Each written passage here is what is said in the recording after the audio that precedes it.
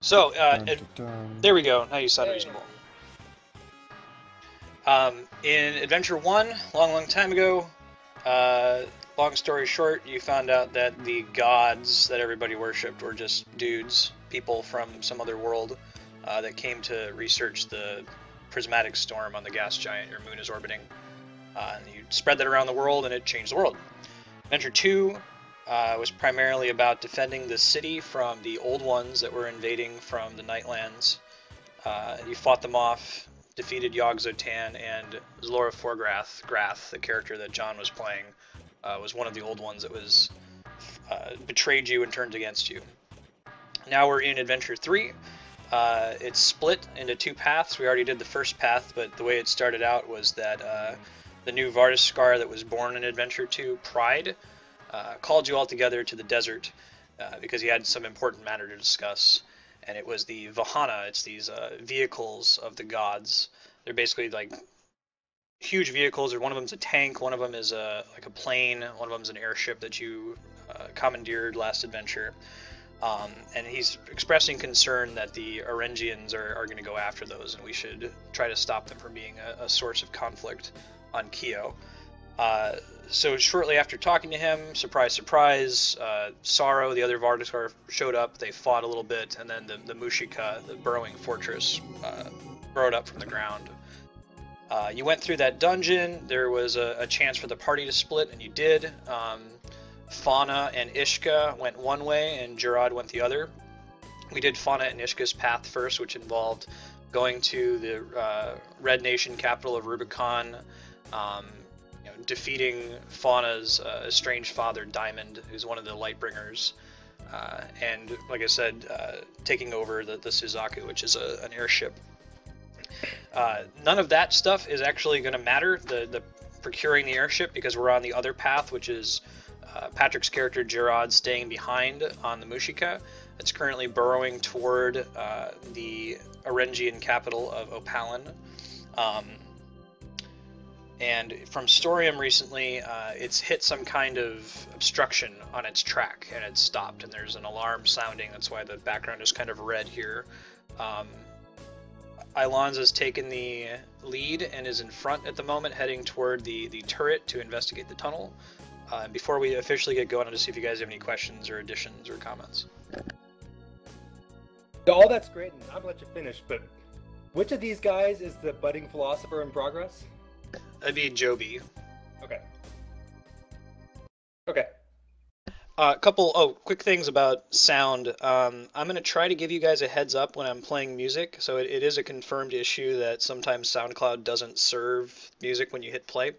To fix it, you pretty much just click anywhere on the screen and hit F5 to refresh. So I'll say music whenever I click a music button, and if you don't hear something play right away, hit F5 and it should fix itself. I'm gonna I'll try to stay on top of the volume, like basically on my computer I have the volume maxed out, so anytime I start a song the volume is gonna be pretty high. I'm gonna tone it down right away just to let you know that something's playing, but after a second or so of it playing I'll tone it down. So here's an example of that.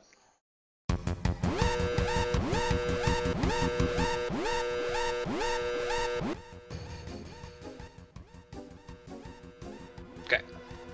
Cool. Alright, what do you guys do? And do you want to bring anyone with you from the previous room? Hang on, I did not get the music. Hit refresh. In Roll20? Yeah.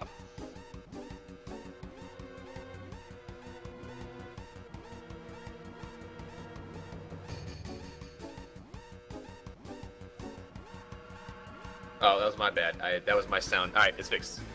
Very good. Cool. What do you guys do? You're outside of the antechamber. It's just the three of you right now. I can go back and pull some people from the other map if you want them to be coming with you as well. They need to guard Beatrix, right? Not that she's in a great position to do anything right now. Correct. Although you could bring Lucian and Bora if you want to. Yeah, they Or should probably directly. come with, right? Like, what could go wrong? They're very good team players, I'm sure, both of them. Wait, so this is where we're going up to the tower and someone has to go to the front door to see what's up? Well, you haven't decided how you're going to handle that yet. There's a tower that's a good defensive position to deal with whatever's on the track. but you know it's super dark in the tunnel, so you can't just go up there and wait. Like, someone might have to go out and investigate, or you'll have to think of some other way to see through the darkness. Okay, so fellas, I suggest maybe the three of us go one way and we send Lucian and Bora the other way. When we get to deciding that. What if my pal Lucian and we go out the front door, use our torch lights to illuminate things, and you guys take care of stuff from up top on the turret? I think that seems the only reasonable course of action. And by take care of stuff, you mean just look around while you're doing other stuff.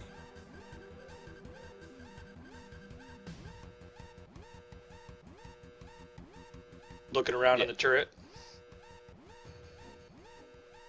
So just so I got it, you're thinking Soren and Lucian going together out front, and these three staying up top on the turret?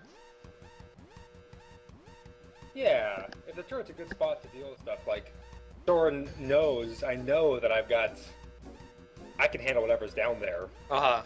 So, you soft keys can stay up top and do whatever you gotta do up there. Plus, it's always important to split the team.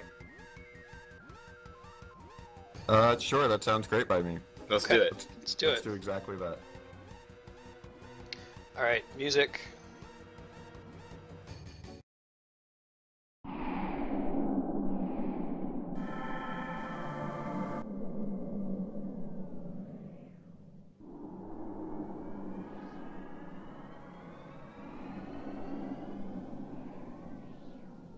Folks around, just my placeholders.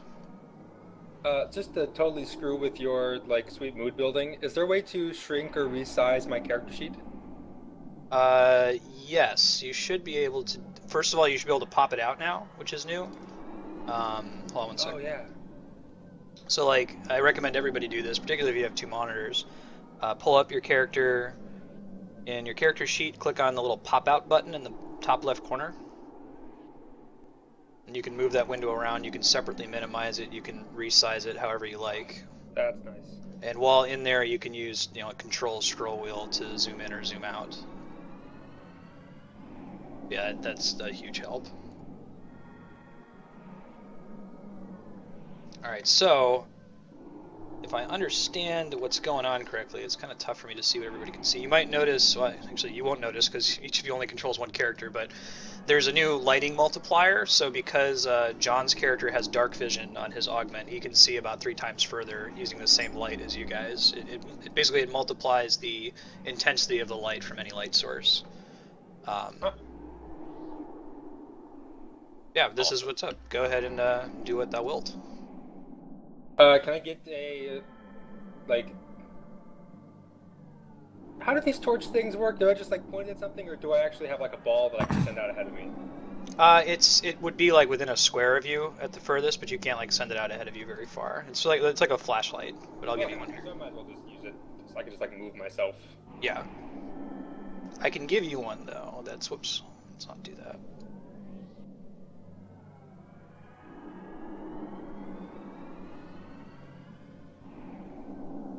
Alright, Lucian. Be ready, my friend. There's no telling what could be coming in front of us. Although it's likely some sort of subterranean creature, perhaps. Not likely to be aquatic. Hope I don't need to have, like, a DC 22 perception check to see it.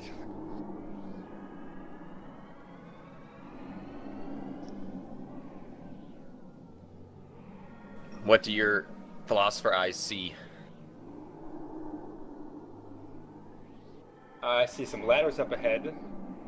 I see a checkbox that says Perception DC 22. Why don't you do that? Okay.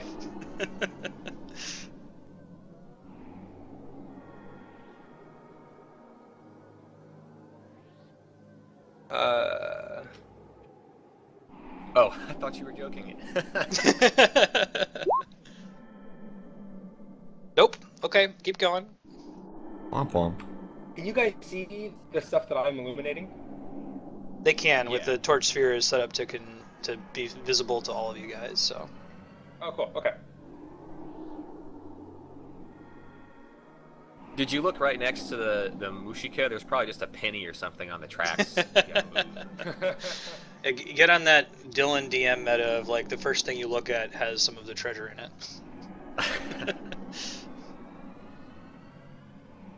I'll hide the perception check. Can I see?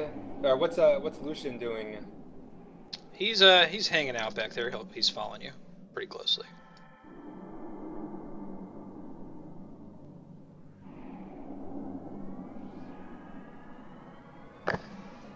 What? I thought I saw something glinting over there. Something glinting, huh? Yeah, did you see that?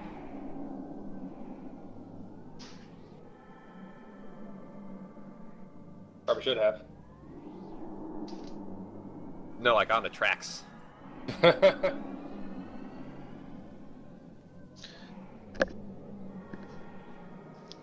you're exploring around, you feel a rumbling sound coming from under the earth.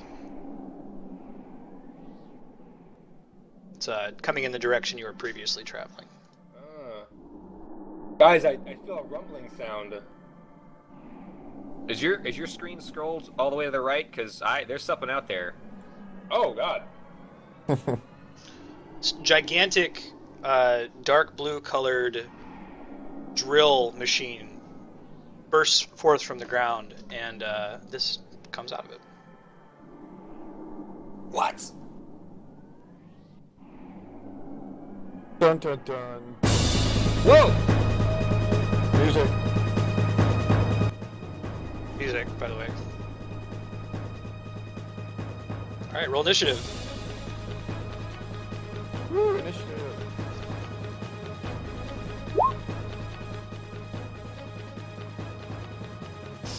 Wait, what was the quick command for initiative? It should just be in your character sheet. Like,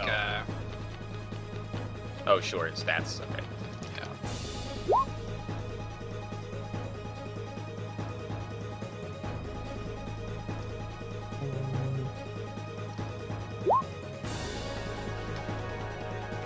Let me add these dudes as well.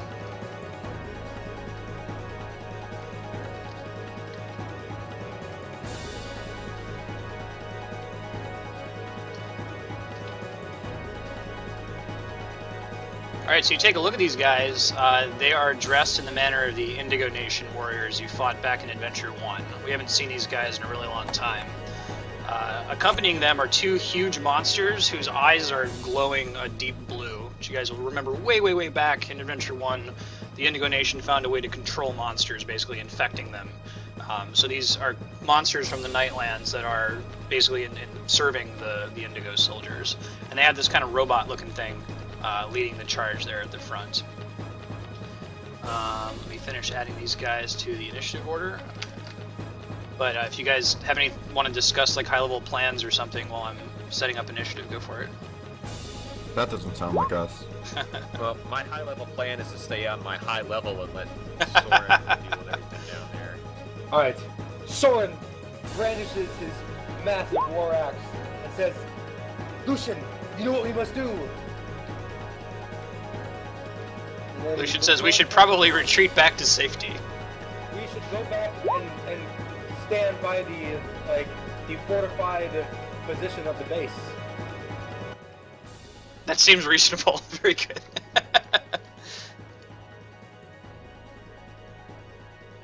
It's clearly the most tactical course of action. Let me resort the initiative and then we should be good to go. And as it turns out, Soren gets to go first, so go for it.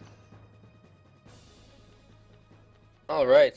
I am going to hightail it backwards.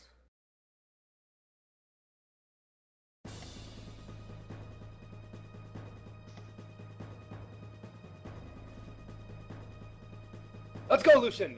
We did our scouting. That's funny. Alright, Indigo Servo's turn. 2, 3, 4, 5. That's the best he can do.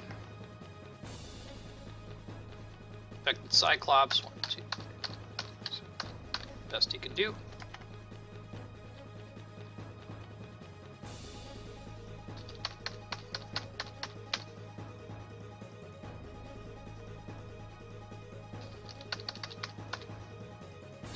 guys all at the same time. Gerad, it's your turn.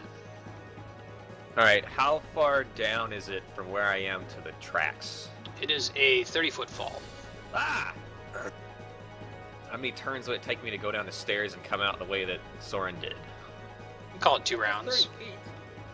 You could take it. 2d10 damage. It hurts you? So if we do some kind of high-level initiative changing, I can turn into a condor and like take you down to the tracks with me and just fly down.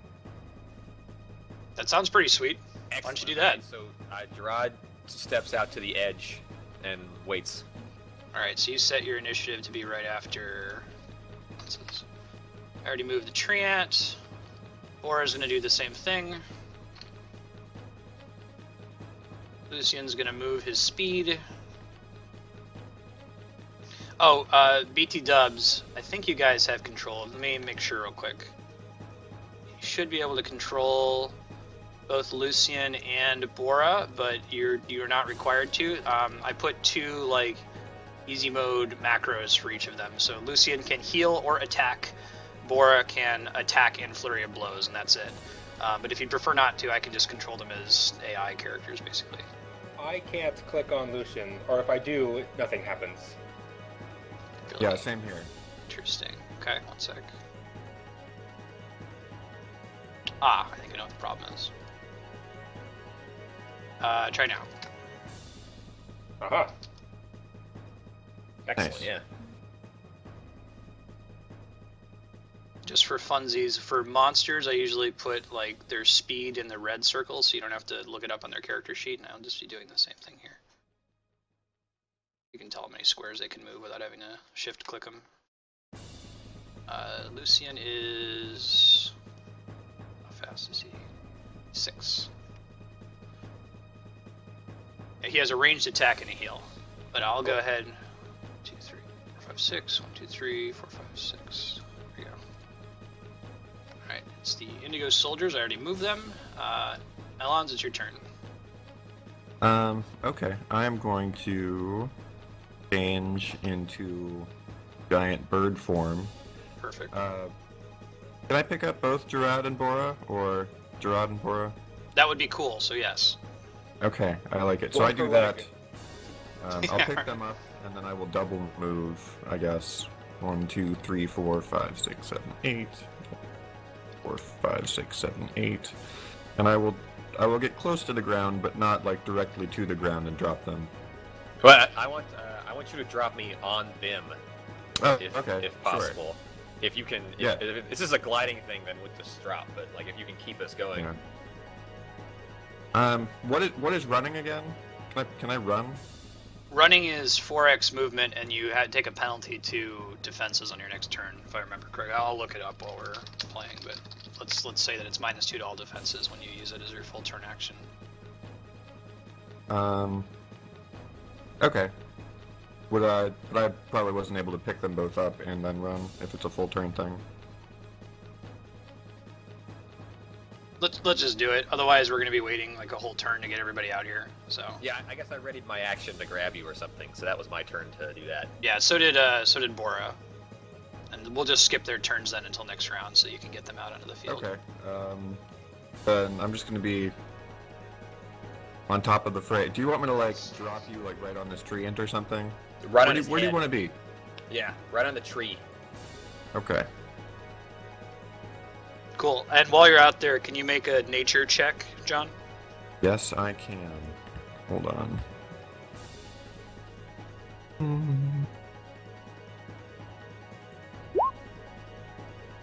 Perfect.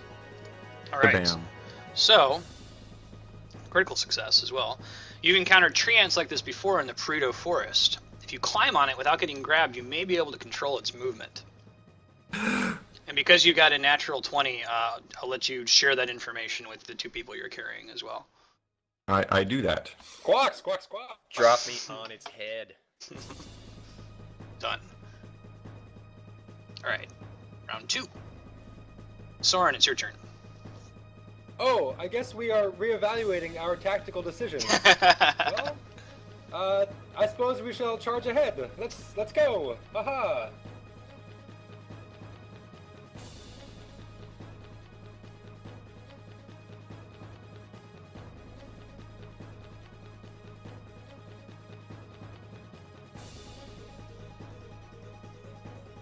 Right.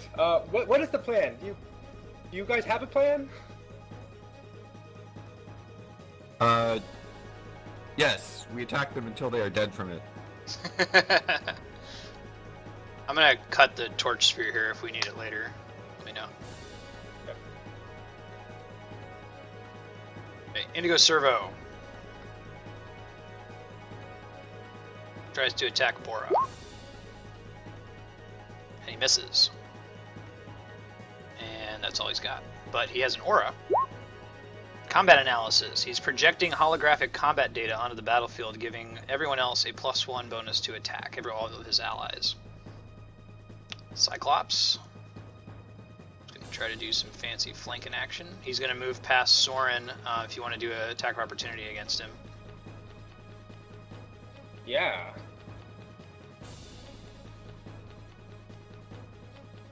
Move this guy so you can see. It is a miss. Good sphere point though. Oh. Alright, so he's going to thwack Bora in the face. And miss. And it's Gerad's turn. Alright, so I would like to drop from the Condor, slashing at something.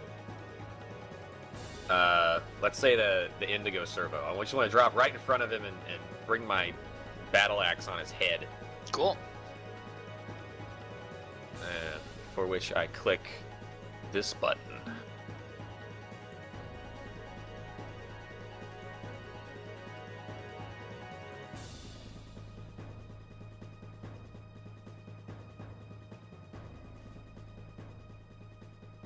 Alright, here we go. It is a miss, sir. You do gain a sphere point. Okay. Got anything else? Yeah, I guess I will divinely challenge the servo motor. Okay.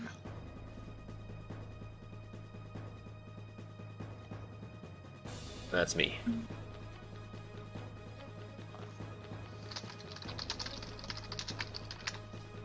I take that. Alright, and it's the Treant's turn. Treant is gonna try to attack Bora. And critically miss. We're doing great today. What else is the Treant's deal? We've got an aura. Enemies treat squares within the aura 2 as difficult terrain. And then, just so you know, because you got such a high nature roll, John, this is one of its abilities as well. It's not actually going to do the attack, but just to show you the effect here. Entangling Branch. Anytime it gets attacked in melee, it can automatically attempt an attack as an interrupt and try to grab them. Cool. And it's Bora's turn. I'll leave that to you guys if you want to control her. I'm not going to control her. I'll do it. Let's just have her flurry of blows the Cyclops that went past her. Cool. So you want to start with the move to attack and then do flurry of blows to whatever target you want. I guess that's the mechanic. Is she attacks and then flurry of blows is a free extra hit against either the target she just hit or an adjacent enemy. Hang on, I got some error. I got an error. Let me try it again. Okay.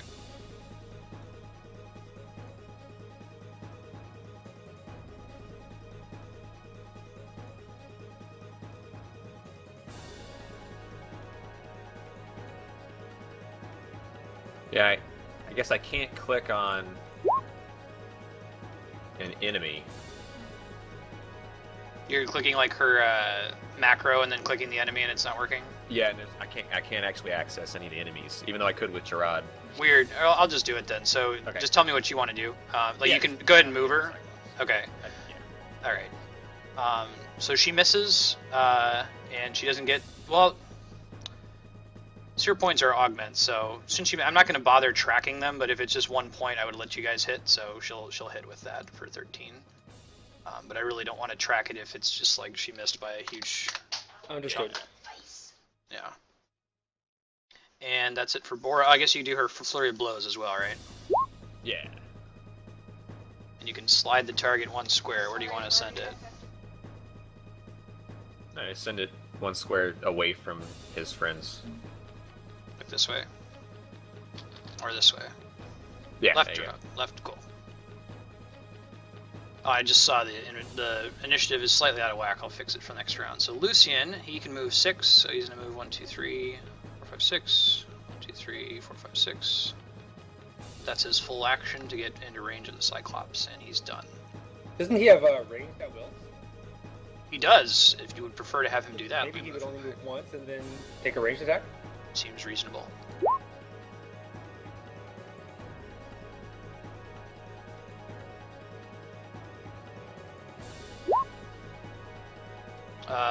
Let me fix that 1 sec.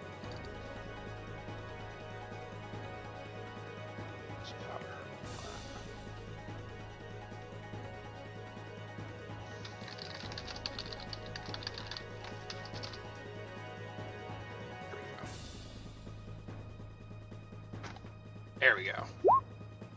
28 versus 20, 16 force or thunder damage. The next ally who hits the target also pushes the target 1 square.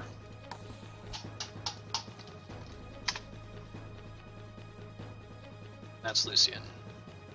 John, it's your turn. Okay, I'm gonna blood spray bite this indigo servo dude. Sure.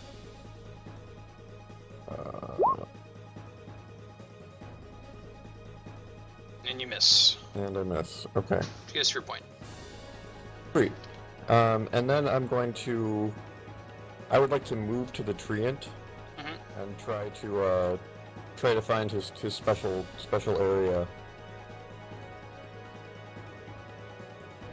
So I'm gonna like try to land in his branches and get into like whatever the right position is to try to control him.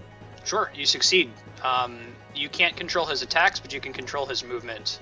Just on his turn, you say where he moves, and then he'll do whatever he can with his attack of action after that. Okay.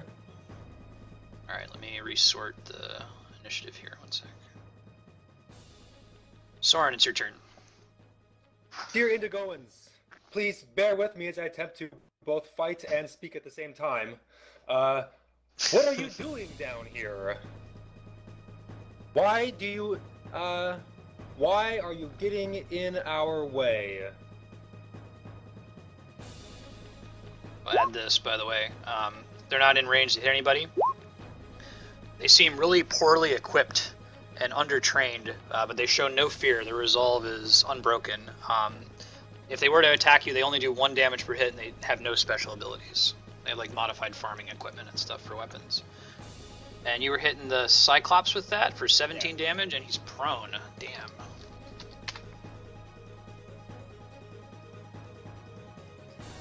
Prone he is. Alright, he stands up, and he's pissed at you. Stands up the rest of the way, there we go. 2 with an evil eye, giving you a -2 penalty to attack rolls and defenses. So let me put that on the board here.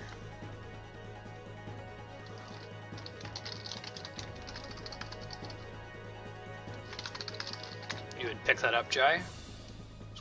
Take card. Then he attacks you.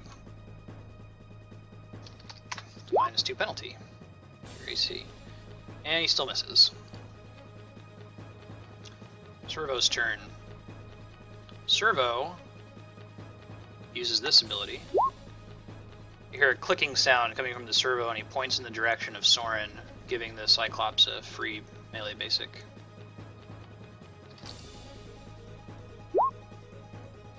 And a hit for 9 damage. Oh, jeez.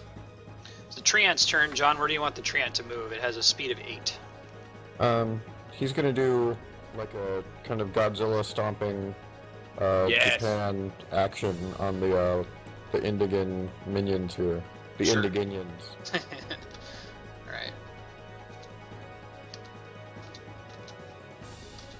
Looks like he can land on all of them if he does that. Oh, jeez. Poor guys. Maybe kind of grab one in his. I don't know. Maybe you can't control him and do this, but maybe keep one alive so we can talk to them. You can have him knock one out of the way. Yeah, that.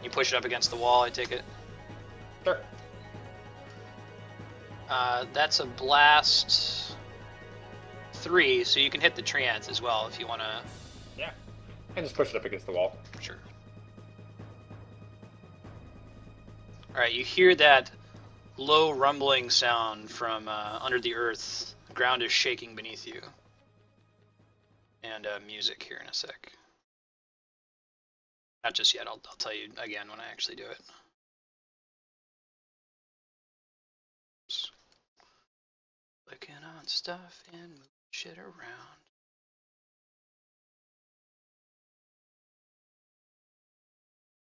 Music.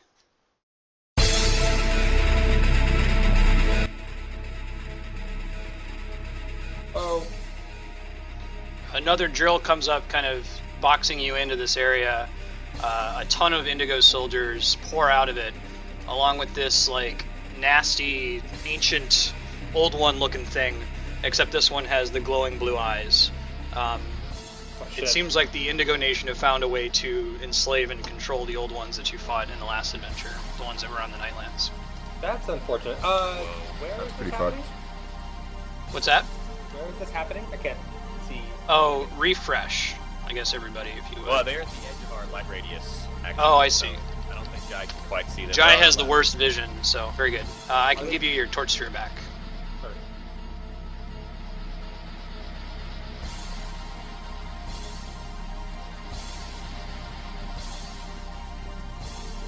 Whoa. Oh, yeah.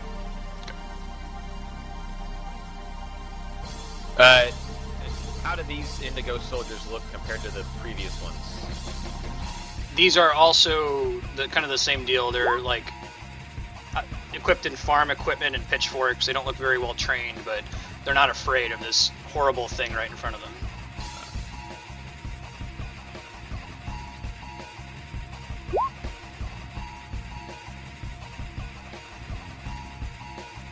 Alright, so you should have each just gotten a whisper. Patrick, you got a different whisper. If you want to share it with the party, you can.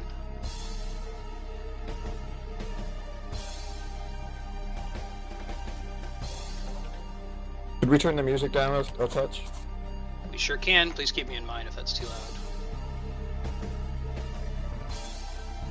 loud. You should be able to turn down the master music just in the options menu. Okay. Yeah, but let me know though, because I'm trying to keep it. It'll be important later. If it sounds like it's too loud compared to what us talking, let me know and I'll turn it down on my end.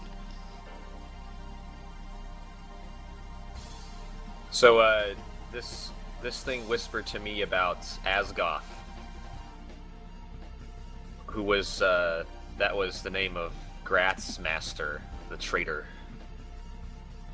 Yeah. Servo's turn. It stands up. It moves out of your range. It's going to try to attack Soren here. You can try to attack of opportunity at Patrick. Yeah. Oh. Totally.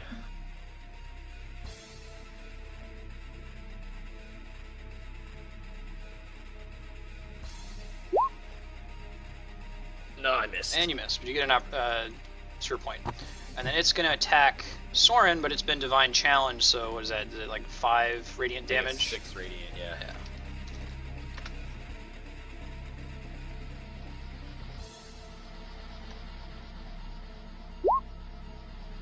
Alright, he misses, and he's going to pop his Bloodied Heal ability. Servo Recharge, it gains 18 temporary hit points when it's bloodied.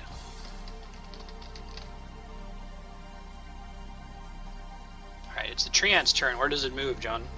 It's gonna move to the left to charge the minions. Yes. Oh, you know, I didn't think that... Yeah, you can control its movement, but you can just make it move, so it can't actually attack. You can attack the thing that's like in its hair, right? No. Oh, really?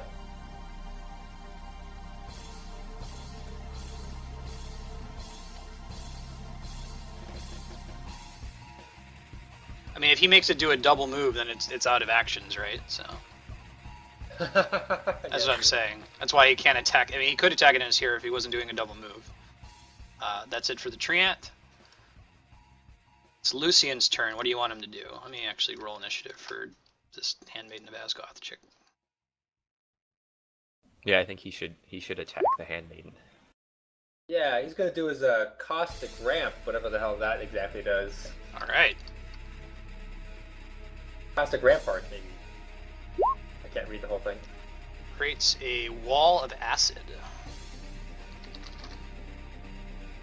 I'm sticking the wall kind of through the handmaiden and like cordoning off the minion. I just want to point out that not only is that thing not a maiden, it doesn't have any hands. 2 squares high. Any creature that starts its turn takes damage. Okay. And he can sustain it. Yep, so there's an acid wall on top of the handmaiden that will do more damage to it. On its turn, it's going to be 9 acid damage. Put a little reminder thing on. Clearly it would be a green icon, right? Can you place it just a little bit to the left of that? Sure, like here? That would be fantastic. Sure. John, it's your turn. Sorry, I think I missed it while I was kind of clicking around. What is this green thing? It is an acid wall that Lucian summoned that's going to do acid damage to any enemies that stand in it. Allies are not hit by it. Okay. Is there a little indigo minion riding the handmaiden of Asgoth? There is. What does it appear? Does it appear to be like controlling it, or? No, just hanging out on its back. Okay. They're good That's friends. cool. I'm going to flame seed the treant.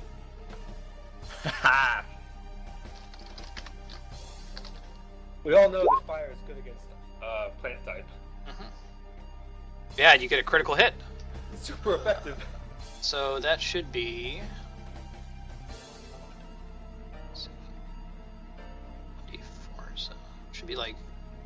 Max damage is 10, I think, for that. I need to find a way to like more easily specify that, because I have to like hover over the tooltip, and it's a mess of numbers that's very hard to read, so... Yeah. So you do 10 damage to the treant, but it's vulnerable 5, so you actually do 15 damage to it. It is on fire.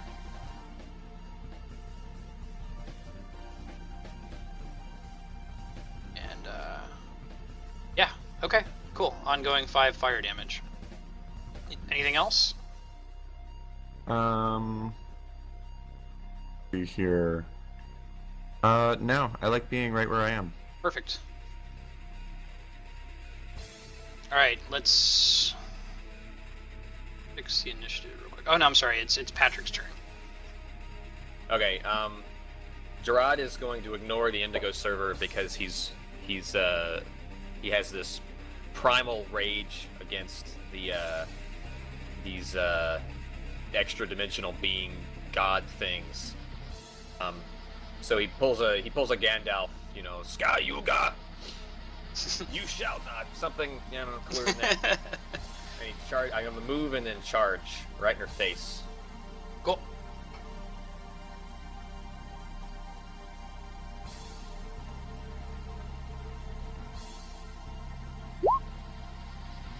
Totally Nope, miss. not quite.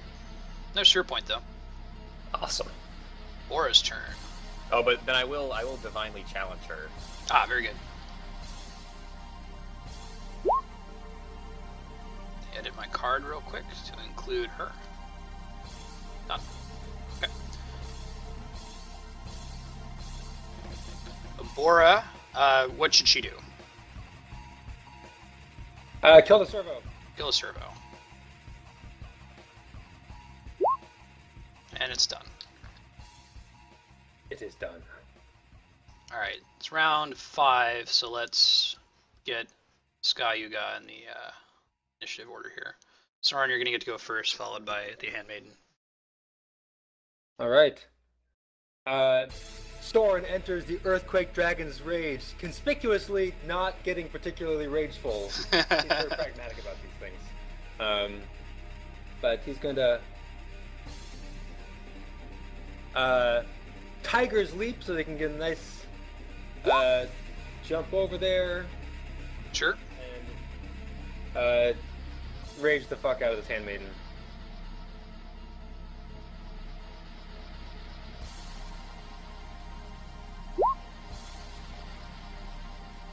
half damage, so 10.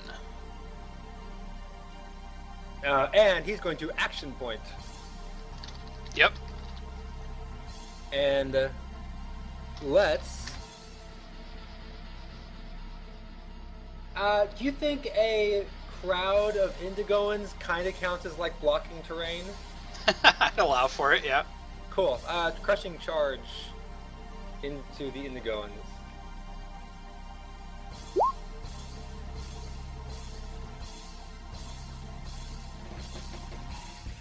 But you missed. You gained a sphere point, though. Alright, Sky, you guys' turn. Starts by doing this thingy.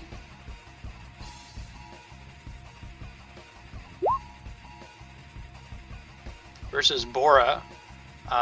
Spends an action point to do this. If Skyaga has one, which she does, she starts with one. She spends an action point to use this ability. Target is dominated until Skyaga is destroyed. Skyaga can only dominate one creature at a time. Dominated targets can only use at-will powers. And uses that successfully on Bora. So long as the boss is alive, Bora is an enemy. Is that an attack that triggers my Divine Challenge or something? Yes, it certainly would. Awesome. Alright, so she used an action point to do that. What else does she do? Uses Command Thrall, which is an encounter power. Normally they can only use at-will powers, this lets them use any power immediately. So they're gonna do...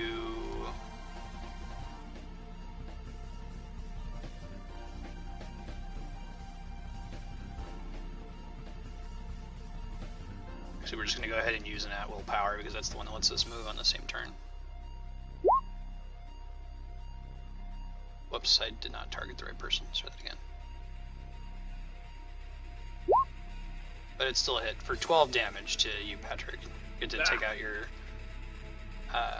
temporary hit points first. Actually, Lucian is going to shocking feedback. Damn, Jai. Cool. Yeah. I am impressed. An enemy hits and deals damage to an ally. The damaged ally gains resist 5 until the end of your next turn. So yeah, you have resist 5 immediately, and you'll shocking feedback Bora, I guess. Oh, I guess there is damage. Oh well. That's Lucian's cool. Lucian, right? Yeah. Lucian's kind of doing Bora anyway. Yeah. I think that's correct. And he gets a crit. Awesome. Damage is 260.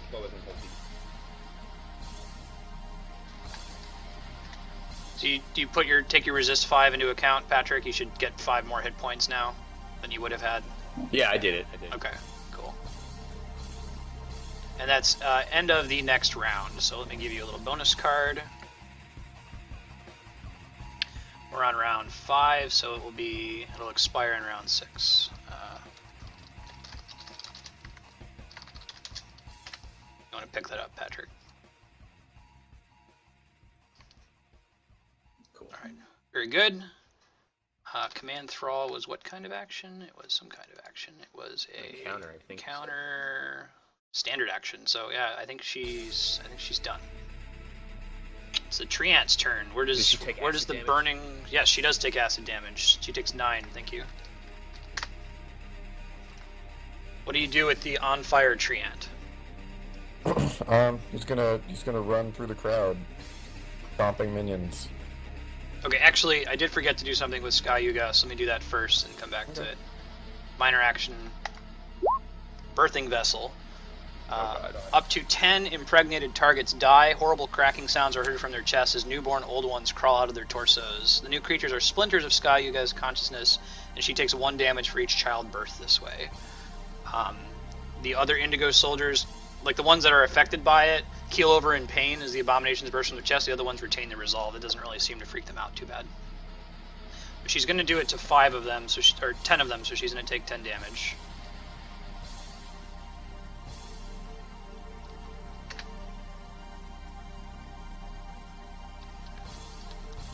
And we're going to get... Oops.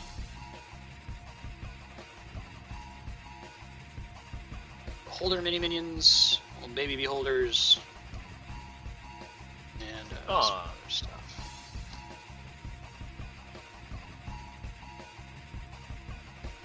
Alright, so let me show you what these guys do. Beholders, on initiative count 10, they do an attack that has a random eye ray that's not particularly crazy. They can push you, pull you, or you take an extra damage for each living spawn. And then the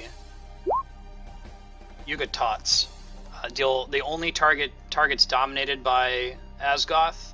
They deal a bunch of damage, and if they kill that dominated target, the dominated target is immediately impregnated and births a new Sky Yuga. So these things are a big deal, the face guys down here. They are mini minions though. Sorry, it's the Treant's turn. What does the Treant do? He's gonna go minion stomping. All of those minions. The Beholder and Asgoth Tots or whatever it was you said. Naturally. Yuga Tots. I like it.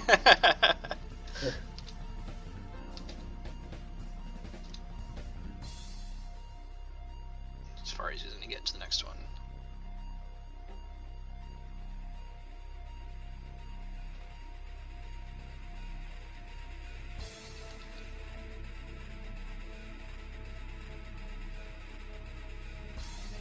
Okay, Lucian's turn. Lucian's going to restorative something or other to Gerad. Okay. Gerad, you do a healing surge +2. Is that what that does? No, it's isn't it gain 20 temporary hit points? Oh. Oh, the daily. Okay. I think okay. You get 20 temporary hit points, Patrick. And then Cool. you can transfer to anybody else if you want as a minor action. And then that itself is a minor action.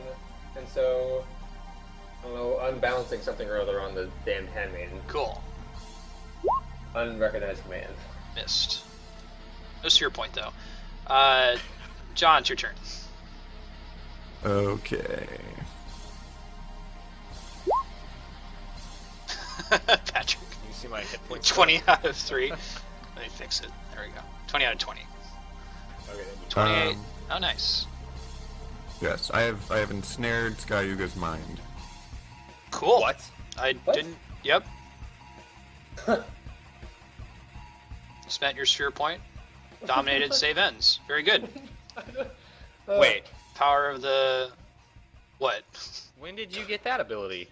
That was from being Grath. Oh, okay. Cool. It's not okay. Where is it? We'll go with this. What does that mean about Bora? Does he also controlling Bora? Controlling Sky Yuga, controlling Bora? I'm gonna argue yes. Gerard, it's your turn. Oh man. I mean that's just asking for trouble, right? Like connecting with. Okay. Well, I'm still gonna kill it. I'm sure it's fine.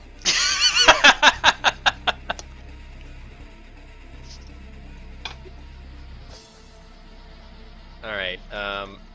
Okay. So, question: when he does that, do the Sky Yuga's eyes do anything weird? I mean, look at them, dude. They're already doing weird. Yeah. It's fine. No, I see what you're saying though. That now that it's dominated, are they still blue? They are still blue. Yes. Okay. No change of the eyes. Good question though. Alright, so basically, one way to interpret that is that Ailonz is just as evil as the old ones. Okay. Alright, so I have to do something like.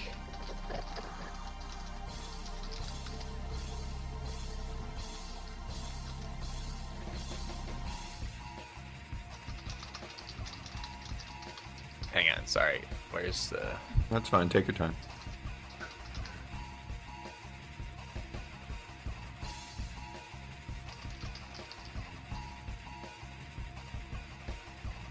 Boom!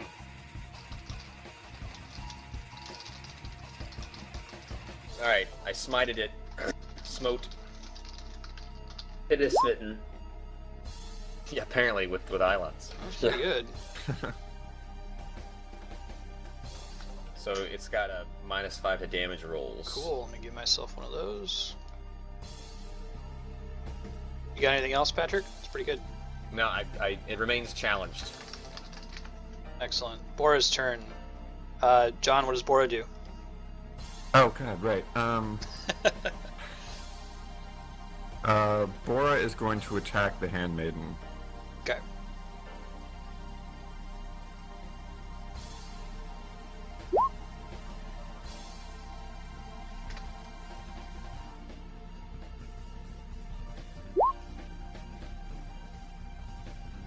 You gonna slide her at all? I think we want her where she is, right? That works. Yeah. She's all flanked and stuff. John, it's your turn. Or, I'm sorry, Jai, it's your turn. It's ready to go, man. Dungeons and Dragons. I'm 6.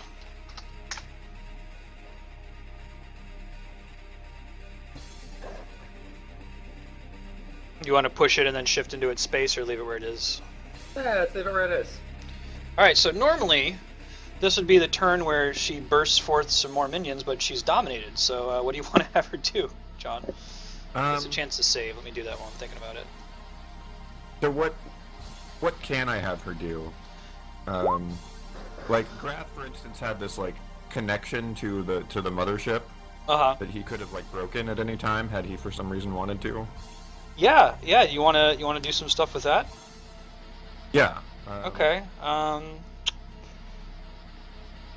How do I...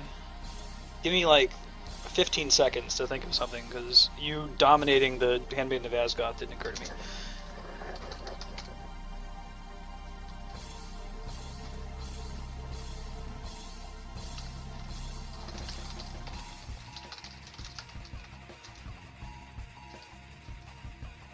I don't want to suggest it because this is cool, but it could be that she dies to the acid before the turn starts.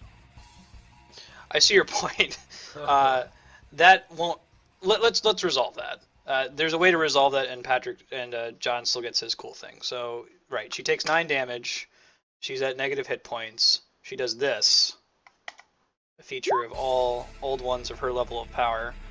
If at least one impregnated target is alive when Sky Yuga is reduced to 0 hit points, she is reborn inside them and bursts onto the battlefield. Her new form is weakened. She only has 27 hit points and is dazed for 24 hours. So, one of these little guys over here is going to be the source of that. Sorry, guy.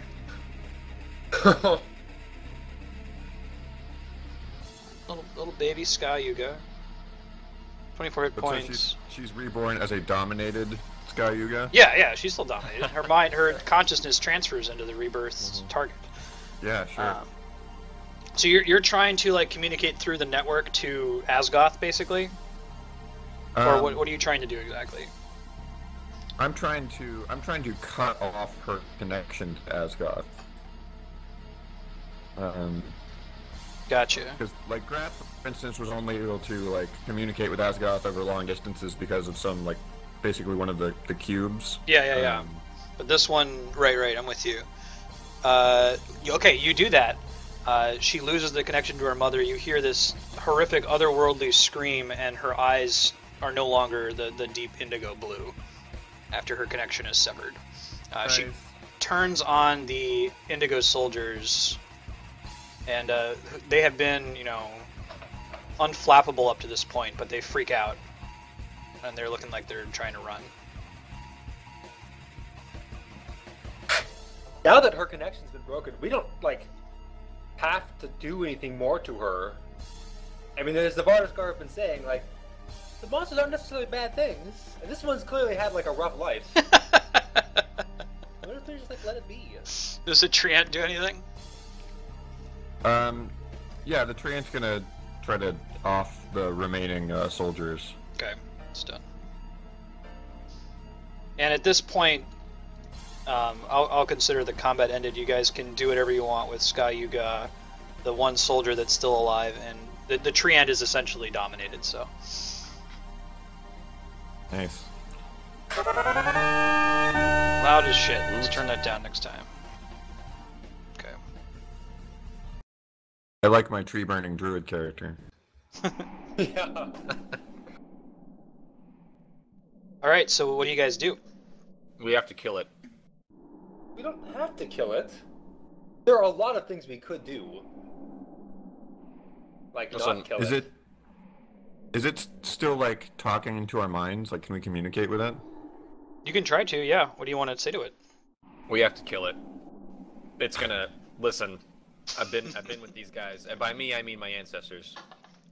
I'll grab something to drink real quick. I can still hear you guys though.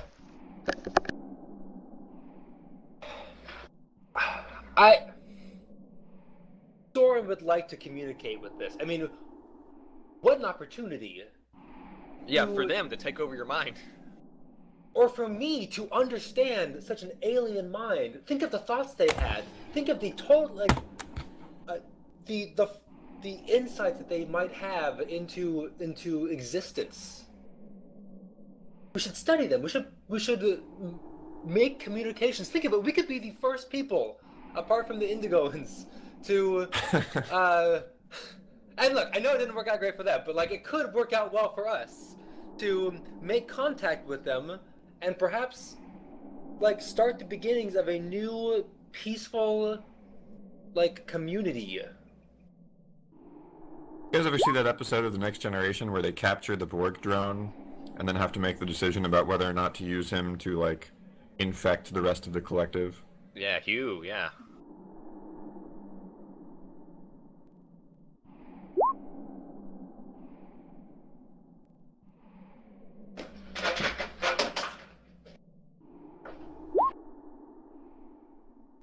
I mean, is it possible that we could do something like that?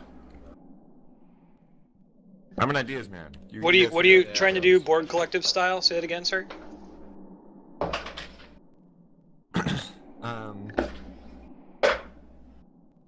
If there was some way that we could subvert, or I guess unsubvert Sky Yuga, and then have her link up with Asgoth and whoever Asgoth herself has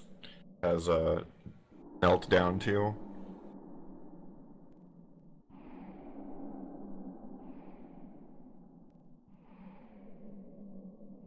I don't know. I'm just throwing stuff out. I'm just trying to think. So you're like trying to convert her, or what do you mean?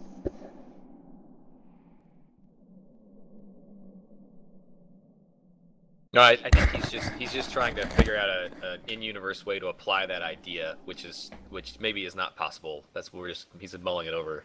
Okay, yeah, sorry. Sky Yuga, we are all children of the mother that is this world. Children can fight sometimes, but they can also get along.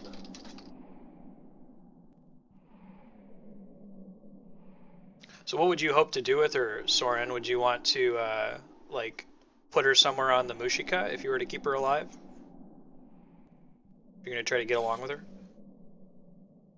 Did you say that she's gonna reform into a fully formed handmaiden in about 24 hours? Yeah, that's correct. Spits out little baby face huggers. Like how Patrick says, there's no question about this. I think we should take time to communicate with her more. If she would come with us, and we're not going to force her, we are showing mutual respect, but if she would come with us, we could begin some diplomacy and learn of her ways. Perhaps she can tell us more about her wonderful mother, and we will tell her about the nice things that in our civilization. So she has just said that her mother is near. I'm going to try to ask her, like, so is she talking into my mind? Is that what's going on? Yes. Okay. I'm going to try to ask her where her mother is. What is she doing? And if she will answer, let me type it out here.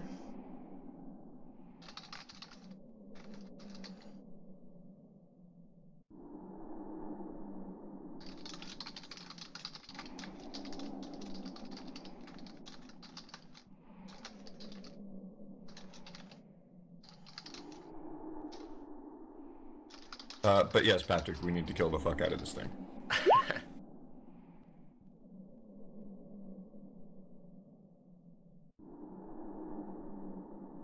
She says that they are at that Asgoth is at the Naked Monkey City, which I guess just refers to human beings or whatever.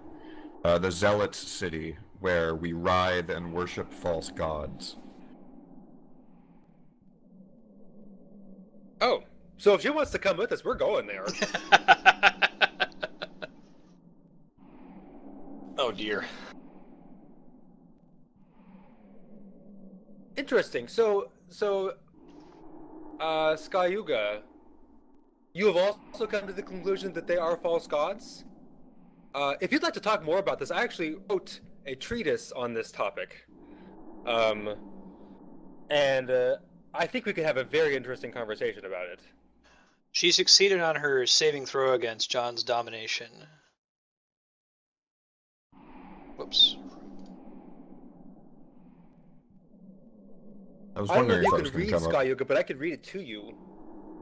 She misses with that, but Patrick, you had prepared an interrupt if you want to go ahead and attack her. Yeah, I absolutely.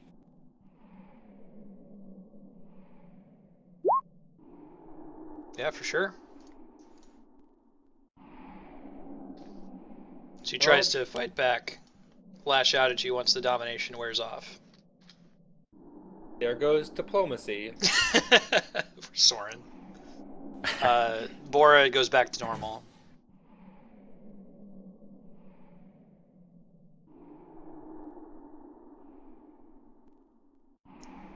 Alright, so Lucian and Bora they come back to check in on you guys.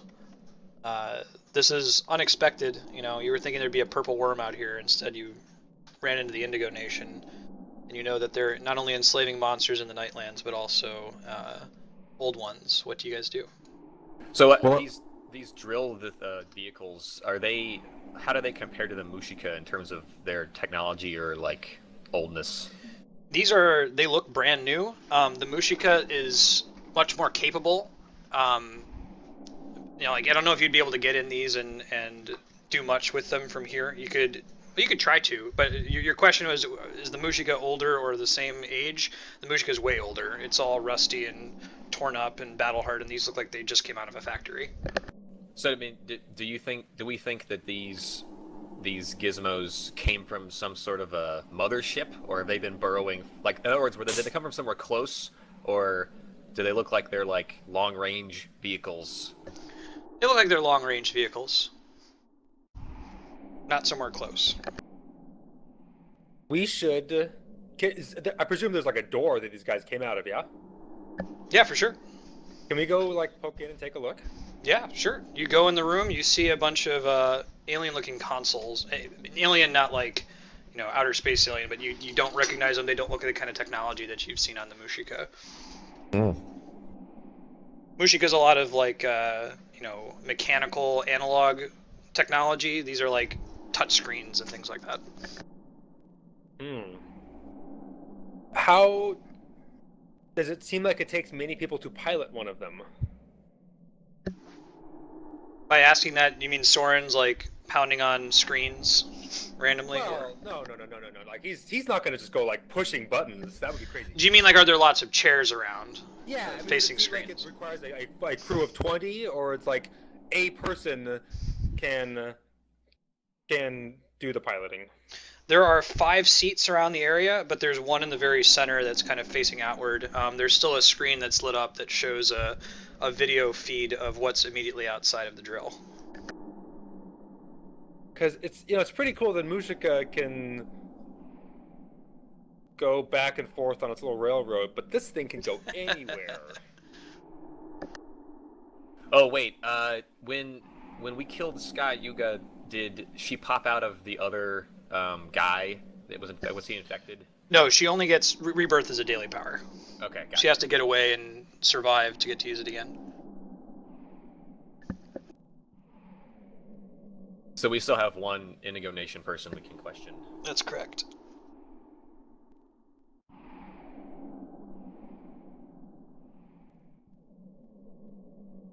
I mean, at the very least, we need to figure out how to drive them just so we can get them out of the way. Yeah, that's Right? true. These things being here was the thing that stopped the Mushika in the first place. That's true.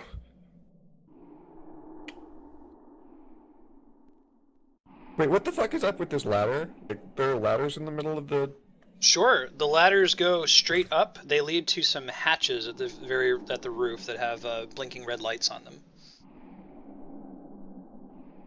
Blinking red lights. I gotta go check that shit out. You climb up the ladder? Yes, I climb up the ladder. Okay. And so this track looks as old as the Mushika. Like it's also. Yeah, ancient. and they're like not on this map obviously, but you know, imagine on the walls there used to be light fixtures that have long since died. You know, it used to be pretty fancy, and it's fallen into great disrepair. You climb up to the top, and the hatch responds to your augment. Both of them glow briefly. The hatch clicks, and then opens into the open night air above you. Neat. Wow, so the top was disguised as some sort of scenery or something? Right. If you were to climb up over it, you would. It's like it just looks like random grasslands. It'd be very unlikely someone would stumble on it. And if they did, it's a big long tunnel. There's all kinds of weird ancient technology and ruins and on Kyo.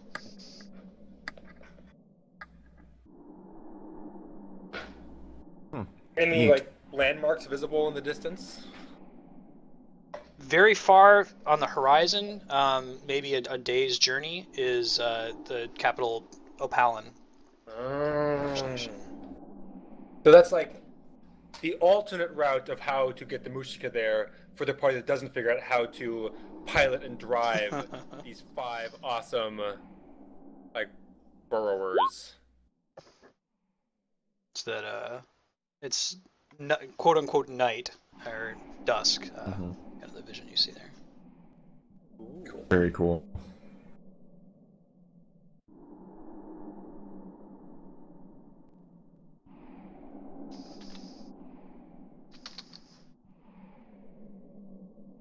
Yeah, if you wanna do the piloting the drills, I'm down for you guys taking some time to figure out how to move them. You definitely could have one person in each drill, or you could try to get everyone into a single drill. But I guess let me know where you want to go.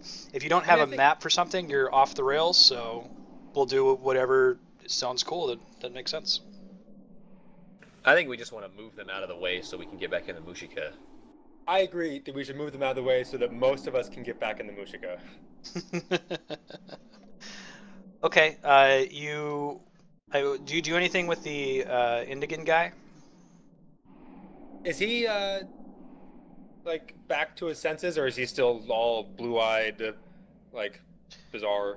Well, the Indigo soldiers don't have the blue eyes. They're just trained to be, you know, have unwavering loyalty. So he's been normal this whole time, to the extent that he is normal. But it's possible just because of their like crazy resolve, he might not say anything to you. You could try rolling a check with him. But they're the kind of guys who have like, you know, cyanide capsules in their teeth. Jeez. And along the same lines, were there any blue orbs that fell out of the Cyclops or the Treant, things like that? Yes, there were. Just like in the first adventure in the Colosseum, there's a Cyclops orb, a Treant orb, and there's nothing for the servo. What about for Sky Yuga? Did she have an orb? She did not. Okay. Soren is going to attempt a diplomacy check, noting that he is immune to the rage effects of the Barbarian Augment.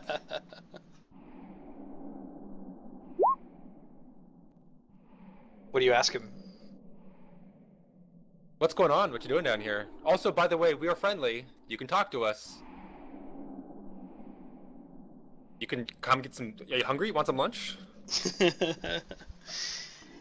He says, I just watched you murder all of my friends. That was the Treant that did most of that. Look, I think there was a misunderstanding. Also, I think you guys attacked us first.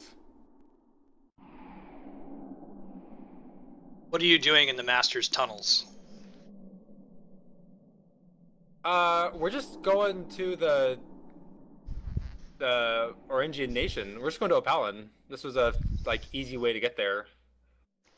Why do you go to the Zealot City? We've got some beef with them. He raises his eyebrow. Beef? Like he's never heard of that word before. Yes.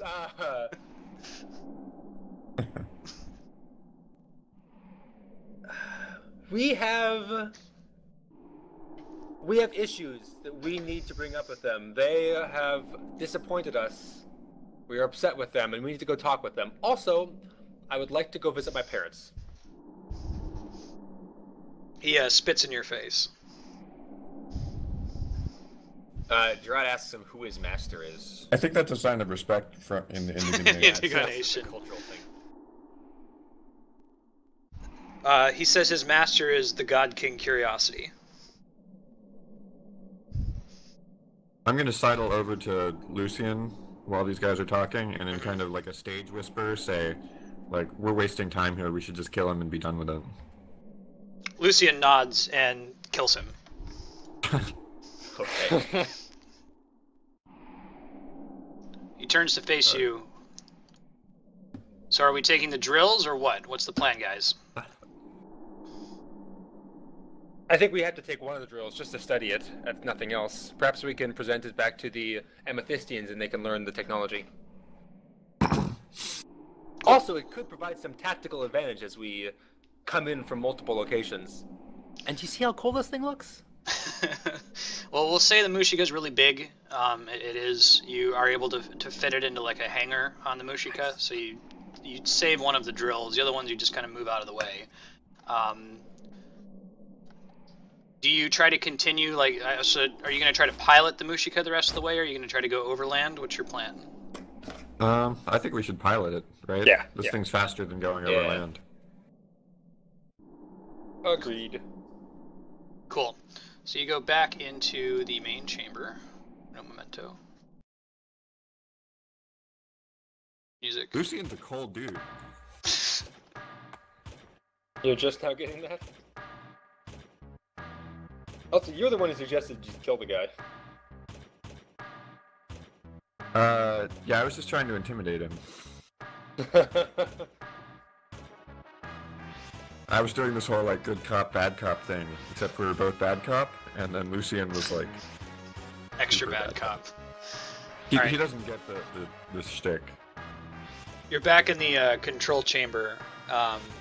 Beatrix is still restrained. It looks like she hasn't pulled any nonsense. Not that she could, given that she's unaugmented. You guys just want to go straight into the control room? Talk to Beatrix real quick. Okay, what do you ask her? Beatrix, do you know if Opalin is under the thrall of an Indigo Nation, perhaps, right now? Has that been an issue recently? Absolutely not, but the timing is suspicious, I would agree.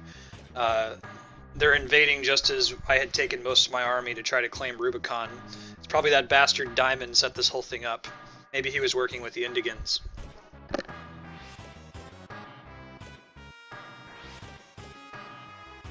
Sounds like a real bastard. All right, I think we head on to Opalin. Okay.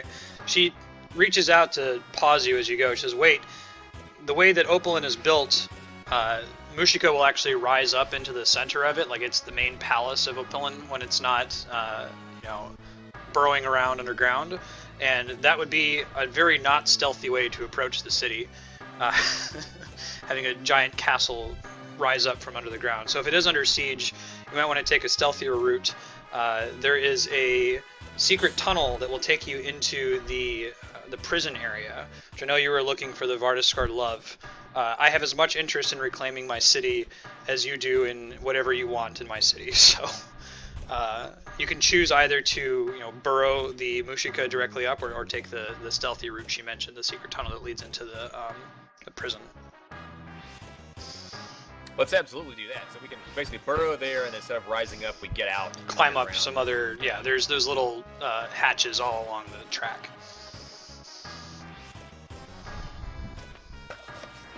Sound good? Okay, yeah. Holy shit. Oh god, sorry. What did you do, Ray? Is that Asgard speaking to us? I was trying to paste an image, and that got dorked up. Alright, and now I've learned my lesson about pre-writing descriptions. So let me just read this rather than putting it out there, and I'll paste any relevant images. So it's markdown, so it's bracket, link title, bracket, and then so it looks like this. Okay. And then parentheses.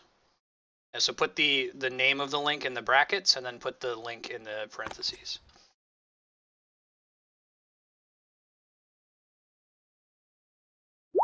Yes.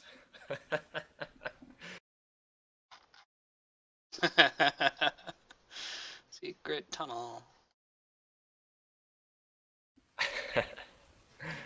All right, so show you some shit here.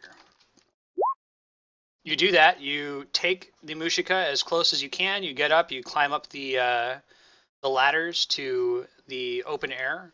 The spires of a ruined white city rise on the horizon.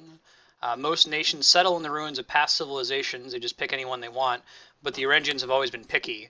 The Amber Basilica, housing the Orange Beacon, sits high above the rest of Opalin and dominates the skyline. So, a really long time ago, but the Orange Nation only ever settles in two places, depending on which side they're on. There's the place of the Orange Beacon and the place of the Yellow Beacon, which are on opposite ends of Kio. So depending on whether it's night or day, that's the one that they build Opalin on. But you can't pay much attention to the ancient city, as a legendary black cloud is hovering ominously right above the basilica.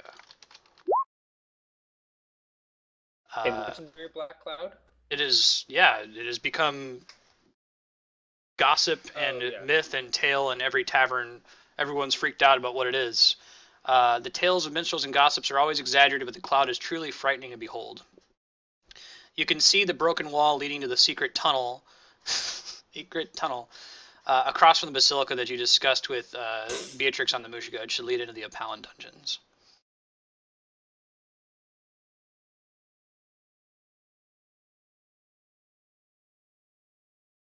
Huh, so, okay, if the Indigo Nation has these Technodrome burrow drills, is it also possible they've got some flying cloud ship thing? Because that would suck. Shrugging. Yeah.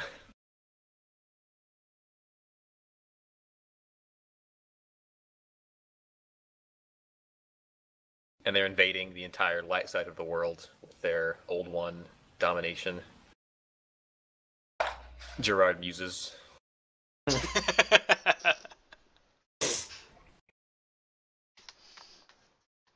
You guys want to do something other than go in the tunnel, like go into Opalin, or just go into the tunnel?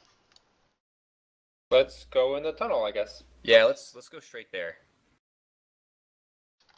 Cool. Okay, bear with me for a second. Sure. Beatrix herself, and I put my hand on Lucian's shoulder and say, just think about it. Beatrix herself wants to help, retake her city, and perhaps can be persuaded to, be amenable to us. What if we hooked her up with the monstrous augment, and she could come help us out?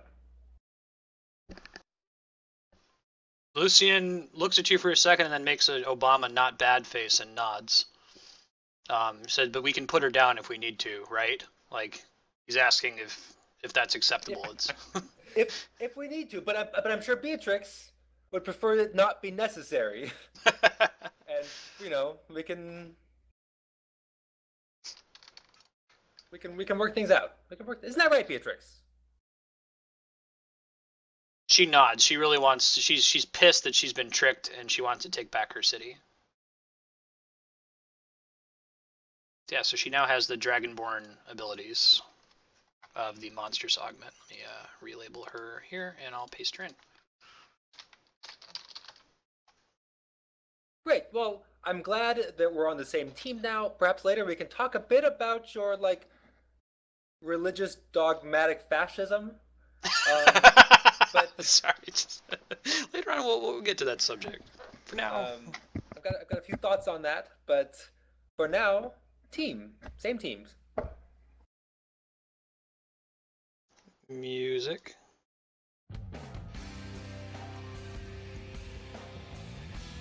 All right, you can attempt a dungeoneering check in here once you enter in through the tunnel into the prison. Got this. Yep.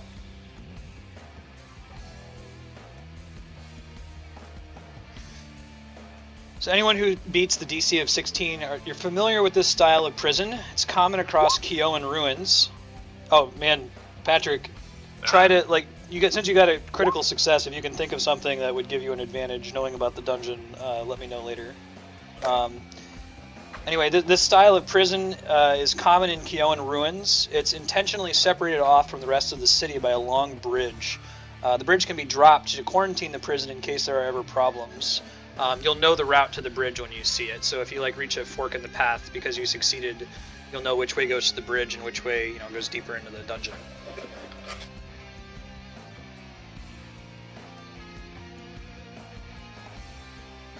There is an exit from this room to the south. If you want to cross through it, let me know. I have to drag your characters over the threshold. The exit is just out that door. Yeah. Or out that hole. Yeah. Hey Dylan, who is this awesome music? This is from Blue Dragon. It's Nobuo Uematsu, who is also the composer of Final Fantasy. It sounds very much like a Final Fantasy song. I'm not sure which one in particular, but... He worked on Chrono Trigger too, right? Yes, he did. Nobuo Uematsu and Yasunori Mitsuda. Yeah, I watched the 10-minute intro, or the first 10 minutes of your Chrono Trigger playthrough last night. So. Awesome. Yes, exactly.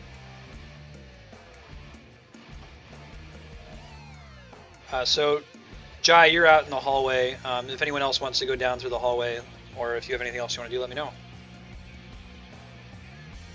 Yeah, I'm gonna go with Jai. Okay. I'm gonna check this open chest just in case. Holy God. Yeah. So there's a bunch of Orangian guards here who have been murdered. They're in pools of their own blood. Patrick. Un momento. Is there a hamburger in there? Oh. There's a hamburger. You dig around in the chest. And in addition to the hamburger, also a parcel sphere, but that's not as exciting. So that'll show now. If you look on the character sheet section, there's folders now. It'll be under treasure, unopened parcels, so you'll know what's been opened and what's opened and still available for somebody to equip. Cool. Yeah, so you see these Orange Nation guards that have been very recently murdered. Blood hasn't really dried yet.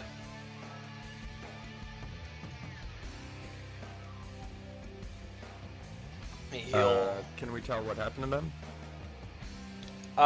Many of them have been stabbed through with pitchforks. They have multiple puncture wounds. They don't have little old one monster cyst babies in them, do they? So two of them, the two in the center, their chests have cracked open. That's part of why there's so much blood. Okay, but it looks like maybe they've already hatched. Yeah. Okay.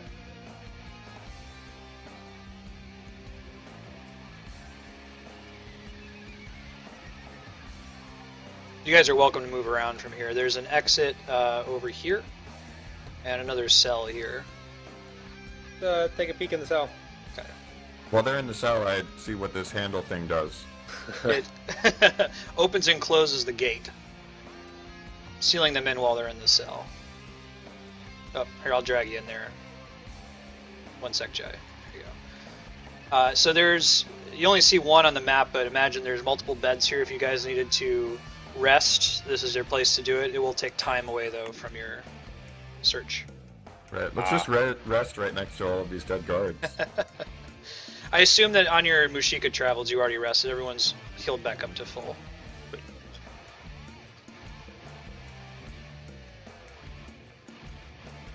Just back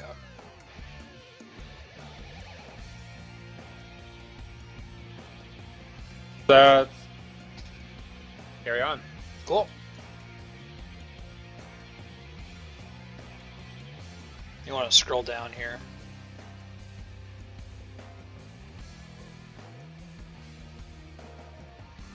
So are we above ground now? Or is this just more kind of dungeony tunnel? You've kind of climbed up, you're on the surface level now. All right, Soren and Gerad, the turn on your left is what's going to take you to the bridge that will lead you back into the main city. Okay. So, like, here, that goes to the bridge. I see.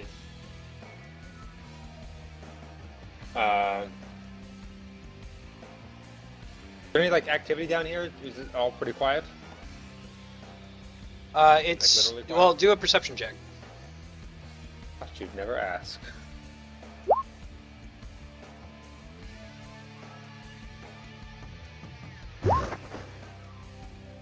All right. Patrick is the only one that hears anything. Second.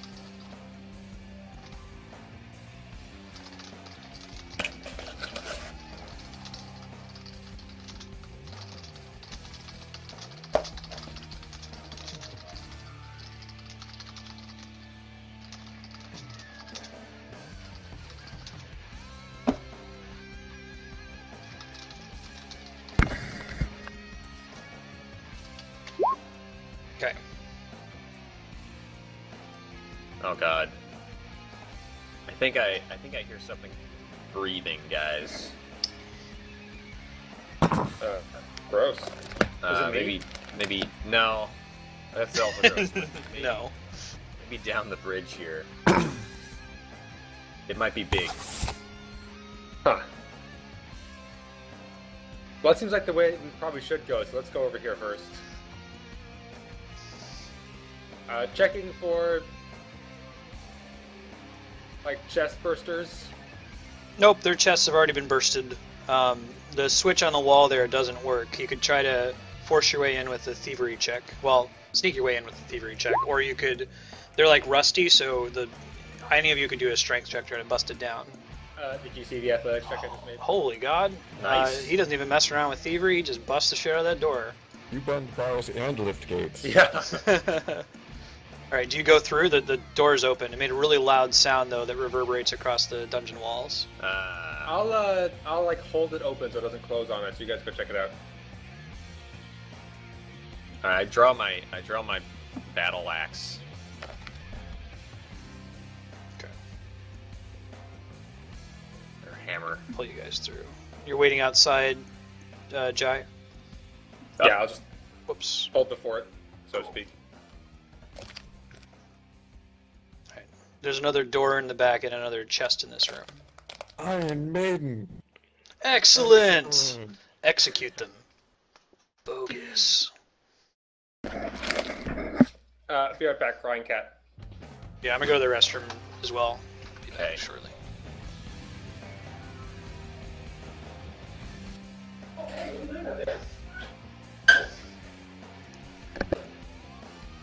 I'm gonna give you that chest so you've got something to look at. One sec. Awesome. Yeah, John, you should check out I don't know if you can see the one that I picked up a moment ago. It's the A3 level 10 parcel sphere in our item tabs. Let's see here.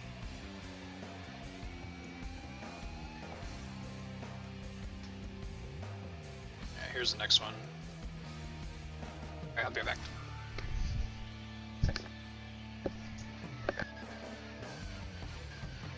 I do need some boots of dancing.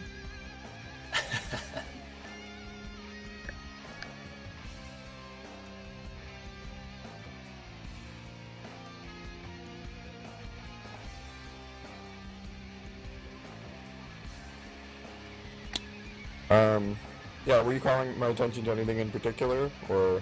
On the level 10 one, the tree form Oh, box. level 10. Sorry, I was looking at Yeah. 11 for some reason. Oh, I think I opened level 10 and then He popped up. simultaneously Yeah. he pulled up 11. Okay. That's neat. I've returned. What's going on? We're looking at this parcel sphere we found.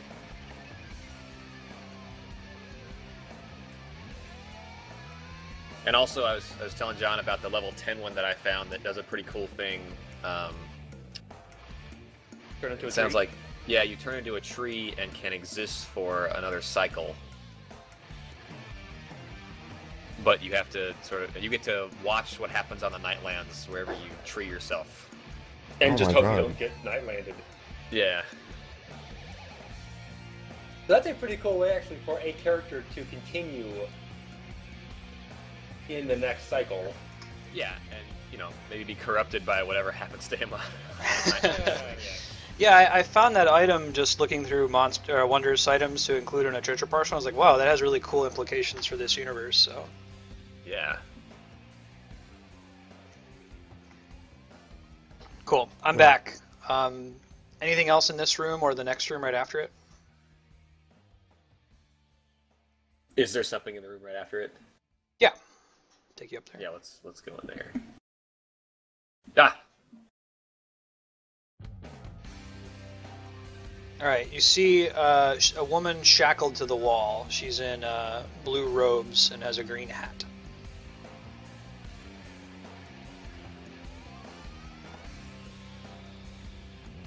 Let me bring it in the. Oh, shit.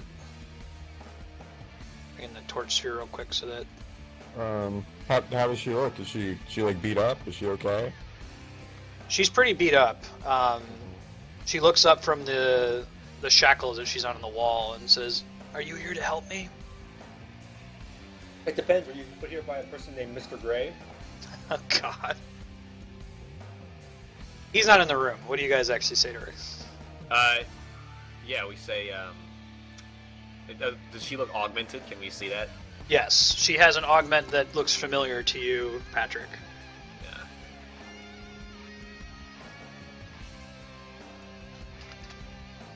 Yeah. Of course, we're here to help you. So I start looking around for a key or something. You find the guard's table just outside the room. You do have the key that can unlock her shackles. Oh, well that was fortunate. Okay, I start unlocking her shackles. Done. She's down.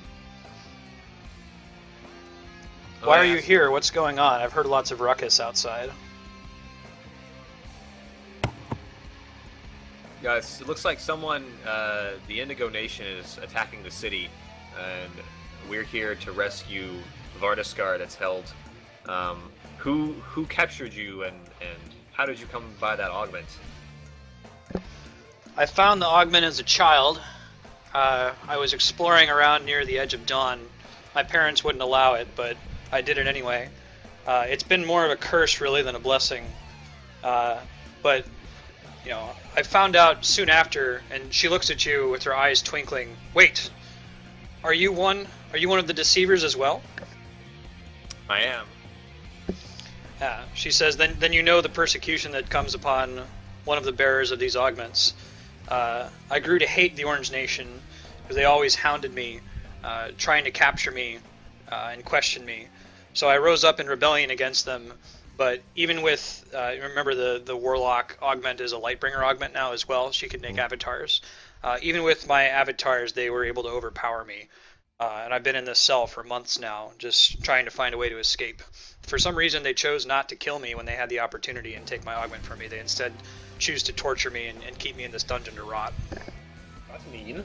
So remind me about the avatars. Does Ailonz have access to the memories from the Druid's memory cube? He does not. That's the one big thing you don't have as an avatar. You don't know the memories. You don't have any cubes, anything like that. Okay.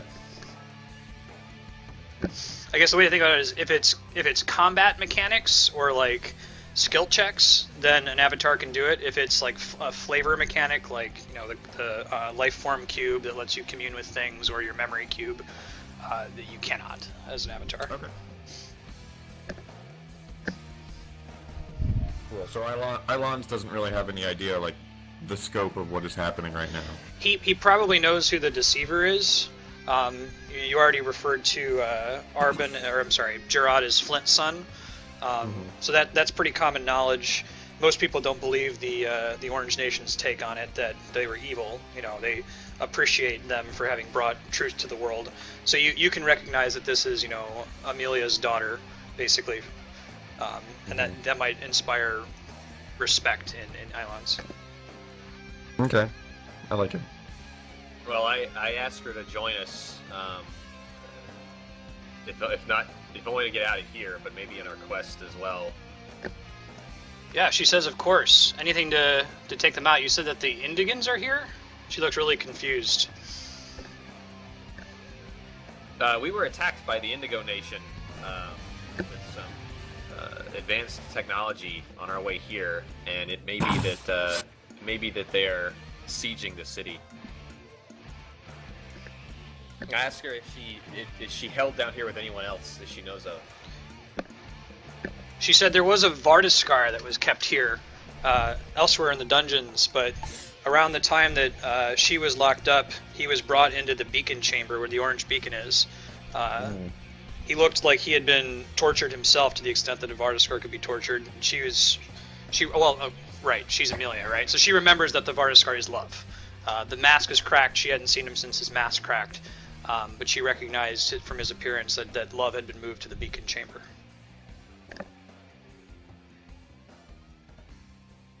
Totally on that topic. This challenge-seeking weapon +3 in the parcel sphere seems pretty sweet.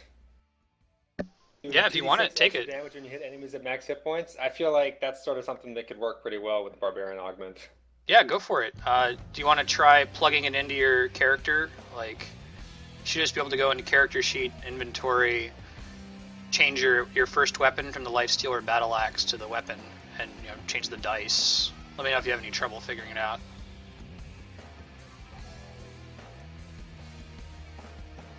No, and meanwhile, I guess I want to open this chest over here. That one's empty. Ah. Okay. It has miscellaneous non-magical goods. That could be whatever you want. That would make sense to be in a dungeon chest. What'd you say, John? Sorry. Ailonz is going to take this whip off of the wall. Got it. You have it. And while we're at it, seems like we have needed shackles a couple of times now and have been shackleless. You have essentially unlimited number of shackles. However many you can carry. Cool. Quick question. How do I add in the whole... Where do I add in the 2d6 extra damage to max hit point enemies thing?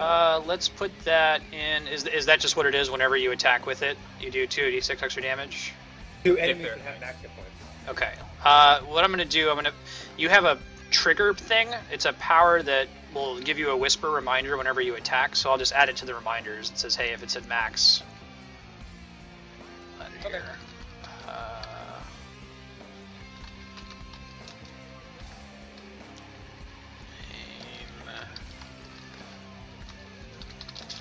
2d6 extra damage to enemies with max HP.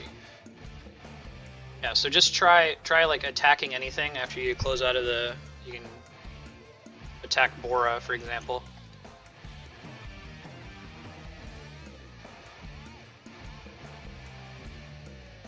Let's see if it works.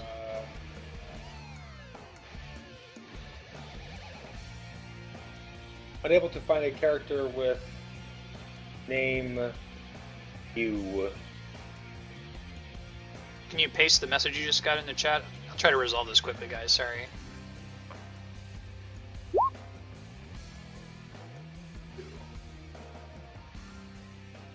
Okay, hold please.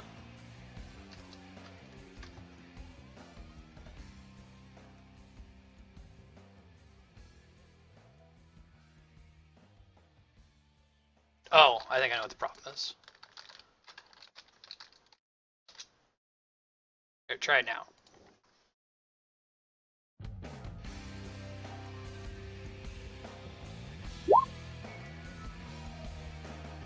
Cool. So you do 7 extra damage to enemies with max HP. Shows up now. Cool. Alright, oh, music. Oh god. So Dylan. Yeah.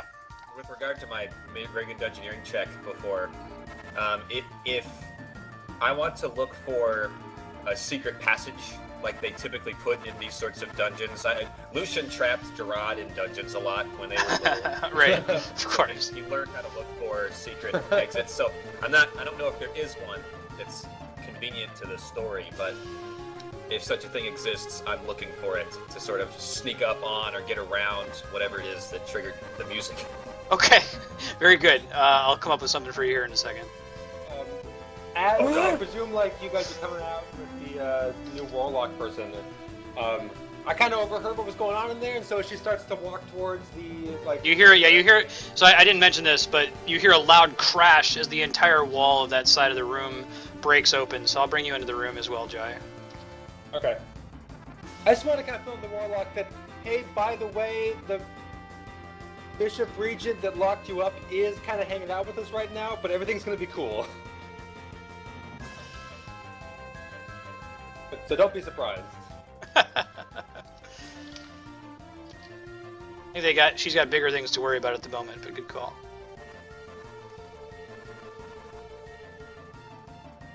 Alright, roll initiative if you would. Let me clear the initiative order first, and then you can.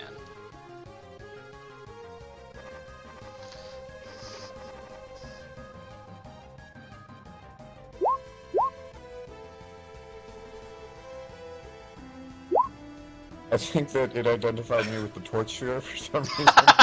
Okay, I'll fix that. I had the torch sphere like selected. I see. When I rolled initiative for my character sheet. Yeah, just roll again. I'll delete the torch sphere. It's pretty funny.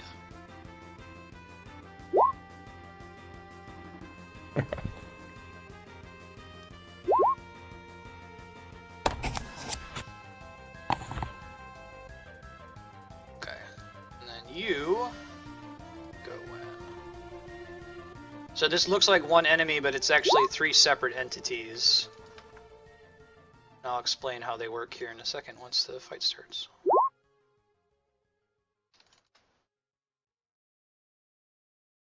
Speaking of torch spheres, can you put one down with us so I can see what's this crazy monster thing?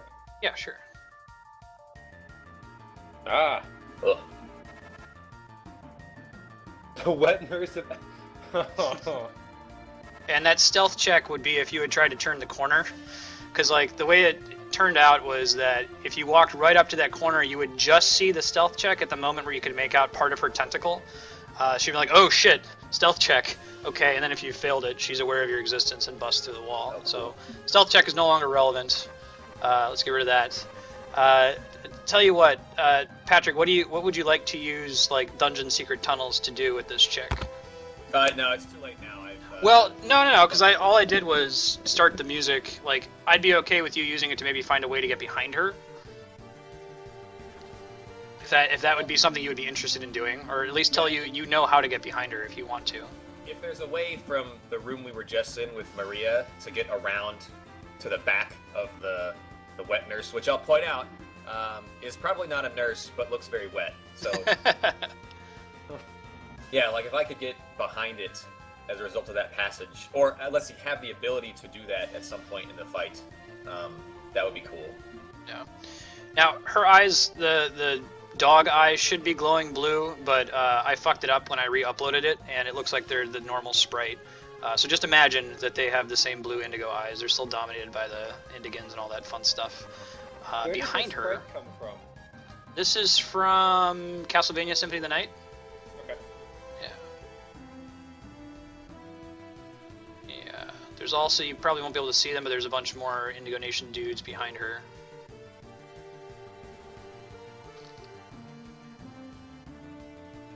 Same kind of sitch here. Alright, so, we got the initiative order, we're ready to go.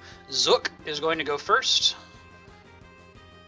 And he and Tot both attack through the tentacles. So these things that have a little orange icon around them, like, if you want to damage Zook, you have to go up to its face, like climb up the tentacle, but it can hit you through these little eel-looking things that come off of it. So it's like the tentacle writhing around the map and coming after you. So one is going to go and try to attack Maria. That's disgusting.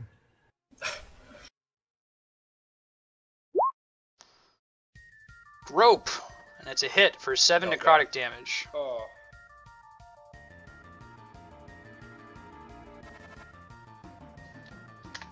Alright, and then Zook also does...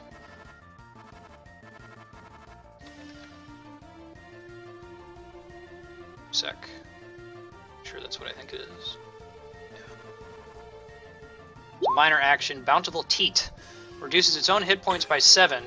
Zook, Tot, and Aura all gain 5 temporary hit points. Tot's Lactate ability is recharged and gets to use it as a free action, so it's going to do that here in a sec. So it loses 7, gains 5 temporary. Do these tentacles have eyes on them, or... Yes. Is that just... Okay. They'll have like living eel faces on the edge of the tentacles that come to attack you. So Tot's Lactate ability recharges immediately. It gets to use it. It's a blast 5. Misses Patrick. Sprays an acidic, milky white substance at all of you. Oh my god, Demon Bukake. I saw a video once that was kind of like this.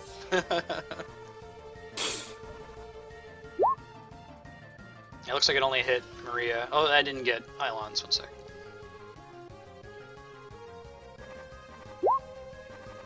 It hits Ailonz for 7, and you're slowed. Well.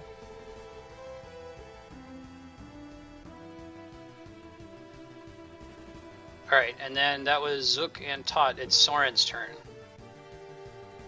Alright, do the little eel heads, like, can they be harmed themselves, or are they just like this annoying thing that...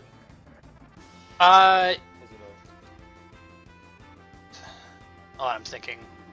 They're mini minions, so if you destroy them, like, basically if suppose this eel moved all the way over here, right? If you destroy it, she can respawn one at the point of her tentacle on her turn, but then it has to move the rest of the way to get wherever it wants to go. So there is merit in killing them, they just die by walking over them, though. I see, okay. Yeah. Here's a save and slowed card for you, John. Thank you. I'm gonna jump the fuck over there and kind of get all up in their shit. Ugh. Sure. So let's...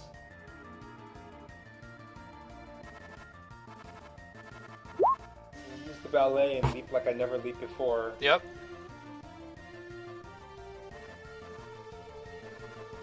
And, let's... Fuck it, let's Earthquake Dragon Rage. Sweet. All about that rage. About that rage. No trouble. No, Right. no trouble at all. Clearly the human-looking thing has got to be the most important one to kill, yeah? It's a miss for half damage, so you do 9. That's Plus 2d6? Or plus That's 5? correct. That's correct. Do Zook or Thoth attack of opportunity me? They do not. They do not have that ability. Interesting. They're unable to do attacks of opportunity.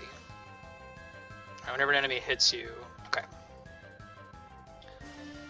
Lucian's turn. What does Lucian do?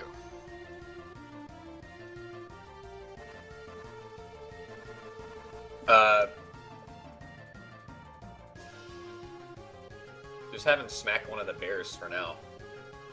Unless you have something ready, Jai.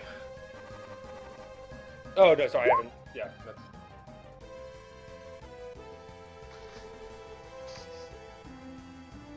But I see what you're trying to do there with the opportunity attack would, like, trigger the max health hit on everybody. That'd be pretty good. Yeah, very nice. Let me add one of these mini-minions so I remember their turn.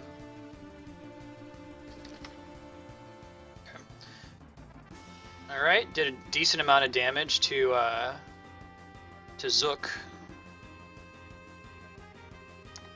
Bora's turn. What do you want Bora to do? She'd be able to move up to... Go ahead. Is she close enough to hit one of the... She should go for the bear heads. The weaker one? Yeah.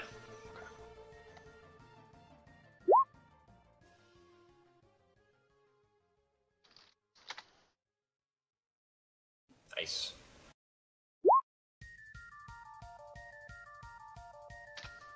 Alright, it's Ura's turn. She has a couple things. Birthing vessel. Up to 4 impregnated targets die. Horrible cracking sounds are heard from their chests as newborn old ones crawl out of their torsos. The new creatures are splinters of Zuk-Tot Ura's consciousness. She takes 1 damage for each child birthed this way. She makes 4 of them, and she's made 4 extra eel things. And she can all of them can target any of their attacks to the eels. Oh, really? They could use the eels to do their attacks? Yeah, the eel counts as the source of their damage, basically. And I clearly can't animate it in here, but imagine that there's extra tentacles connecting to each of the eel heads, writhing around the battlefield. So that's her minor action. She used another minor action to do this. Allies in the burst regain 10 hit points.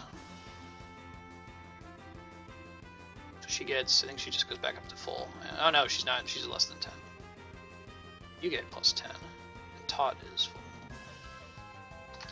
full. Do you count as an ally to yourself? What's that?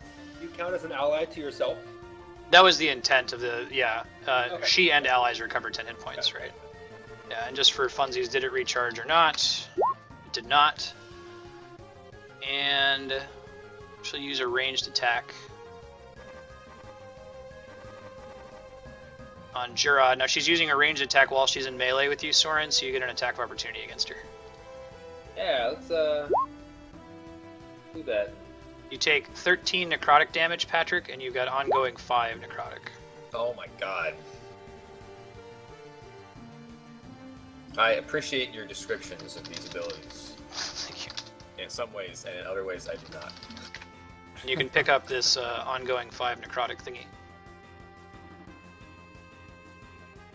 Was she at full hit points when I just hit her now?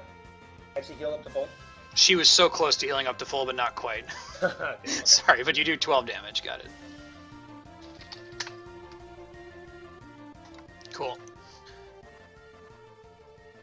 Alright, so yeah, she unhinges her jaw, spewing a barrage of decaying flesh at Patrick for 13 necrotic, and you've got that little card now. I just did the 13 to you.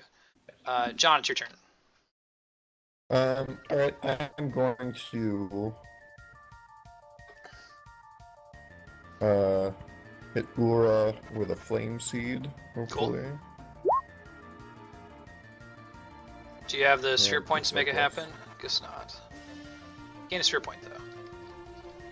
Anything else in your turn? Yeah. Yeah, I'm gonna go into beast form. I'll do that. I'll change my icon in a second.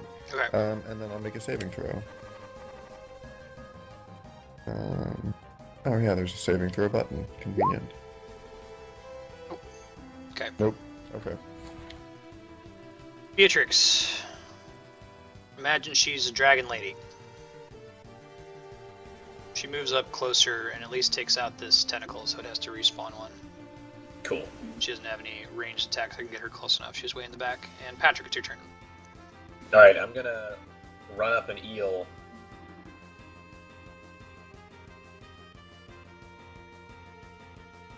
And I'm gonna slap Tot here with a thing.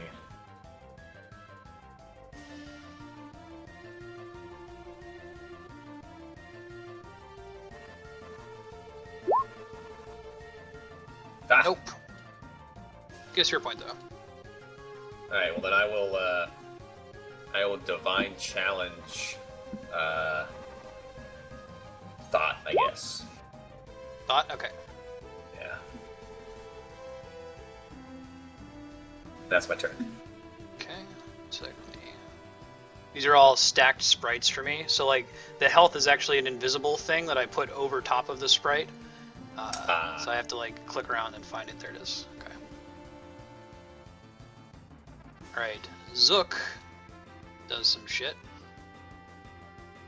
Let's do a drain first. Bountiful Teat. -7 +5.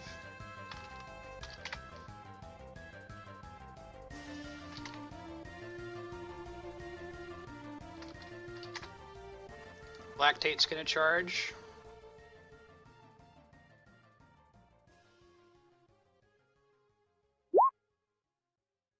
Whoops. Clicked the background on accident. It's a hit for another 9 acid damage, Patrick, and you're slowed. I forgot to take my 5 and save against it. Yeah, why don't you do that? Alright. And here's a save and slowed card for you. I did not save. Okay.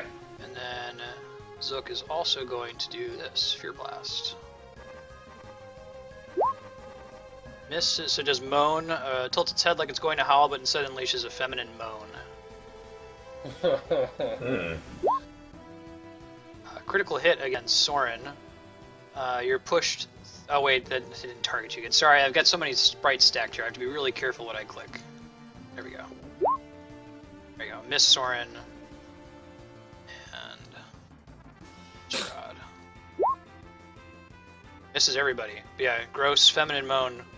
And that is Zook's turn. It's taught use the ability on the recharge, so it's Soren's turn. Alright, Soren is going to Thundering Howl. Soren tilts back his head and What's on a feminine moan? a feminine moan. Yeah. On Zook. Alright, critical hit. Nice. That's going to be enough.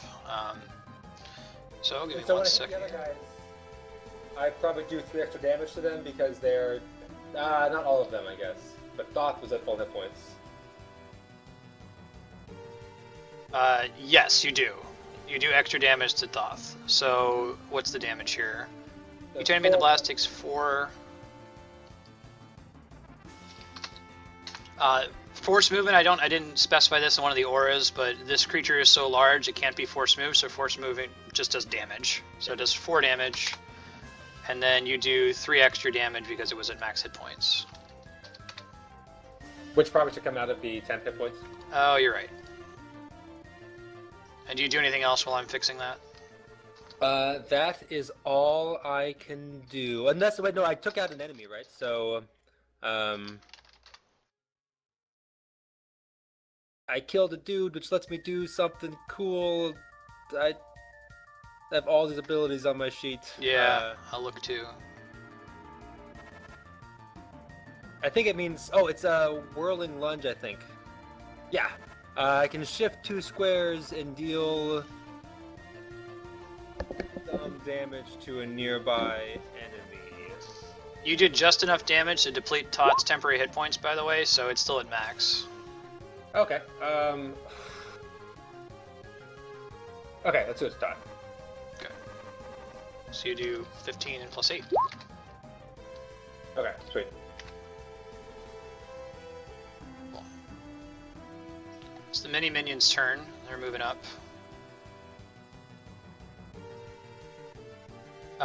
Lucian, what do you want Lucian to do while moving these guys? Lucian's going to give Soren a... He's got some way to... armor of something or other. That sounds cool. Yeah, Nope, cool. Nope. Thunderclap armor, armor of darkness. But that only acts on Lucian, who is pretty far out of combat right now.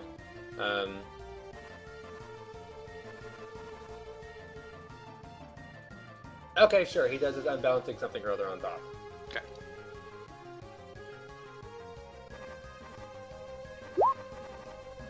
And he misses. Bora, what does she do? So have her hit. But we killed one. Have her hit Ura. Okay.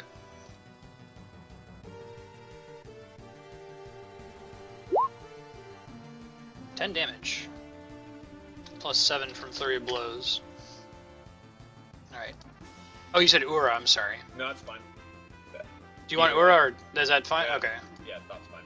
Okay. Ura, birth some more vessels.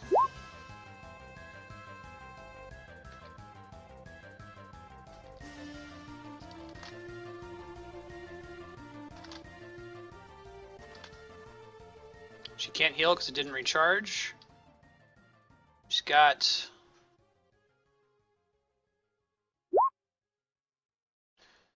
Got an adjacent enemy, so she uses Under Visage, peeling back her skin, revealing her true face. It's a fear effect that pushes you 6 squares jai. And you're weakened. But there's no damage associated with it? No, that's correct. Just an immediate.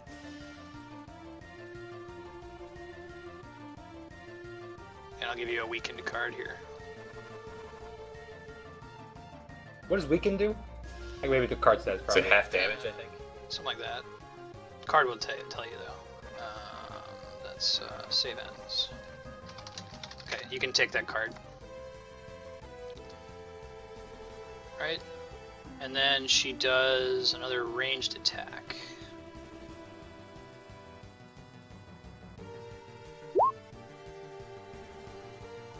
Damn it. First roll 20 problems. Really cool sprite. Kind of a pain in the ass to target them. Critical miss. It's John's turn. Okay. I am going to try to ensnare Ura's mind. Oh god. You hit. Excellent. Okay, so I spend my spirit point. And so these other two, right, Zook and Thoth, they're not the ones controlling the tentacles, correct? They can all control the tentacles. They can They're all like control one all the mind. tentacles? Yeah.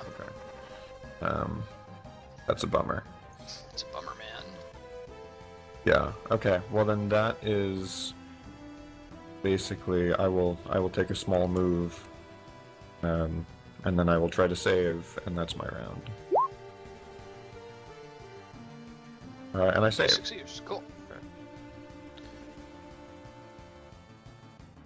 Beatrix is going to run up and do a dragon attack on Tot. Awesome.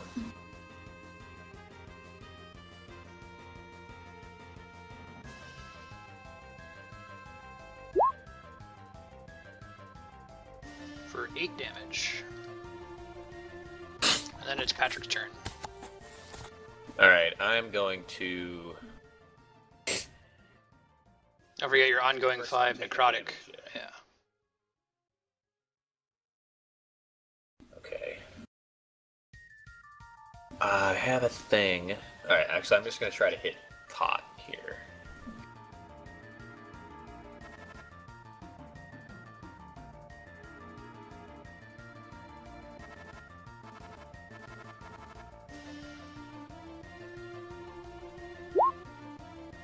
You hit, and that's way more than enough. Cool. Got Alright, anything else? I will now Divine Challenge Ura. Okay, and you can save against your 2 things. Alright, so... Oh, and that ability gives me plus 3 AC until the end of my next turn. You can Okay, make me they a give you card. a... Yeah, out of curiosity, I wonder if you guys... Hold on one sec. Certainly helps the more stuff you guys are able to do. Yeah. Show deck to players. So do you see a little blue card now in the bottom I do. right corner? Can you go through it and pick choose? Yeah. Can you find... So here's what sucks. You have to use a different... If you already have a boost, you have to use a different one than you already have. So you don't worry about it. Just use that one. That's fine. If it comes up later, I'll tell you. But you gotta enter something into the green circle when you click on it. That's like the bar 1 value, so you can put plus 3 AC round 2, or whenever it's supposed to end, you know what I mean? Yeah. And then hit enter. Now, if you do plus 3, you actually have to put it in quotes, otherwise it's going to think you're giving sure. it 3 hit points. So like quotes plus 3 AC. Yeah. Sorry, just taking a break to explain that before, and Jai, it's your turn. Well, I'm gonna... Alright. Let me save against Oh. the things. Yeah, go for it. Alright, so here's the slowed.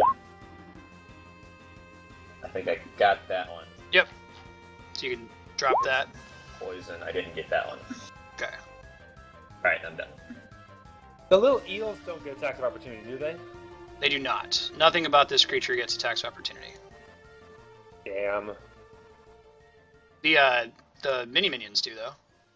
That's true. That's okay. I can't get over there. It's not worth it.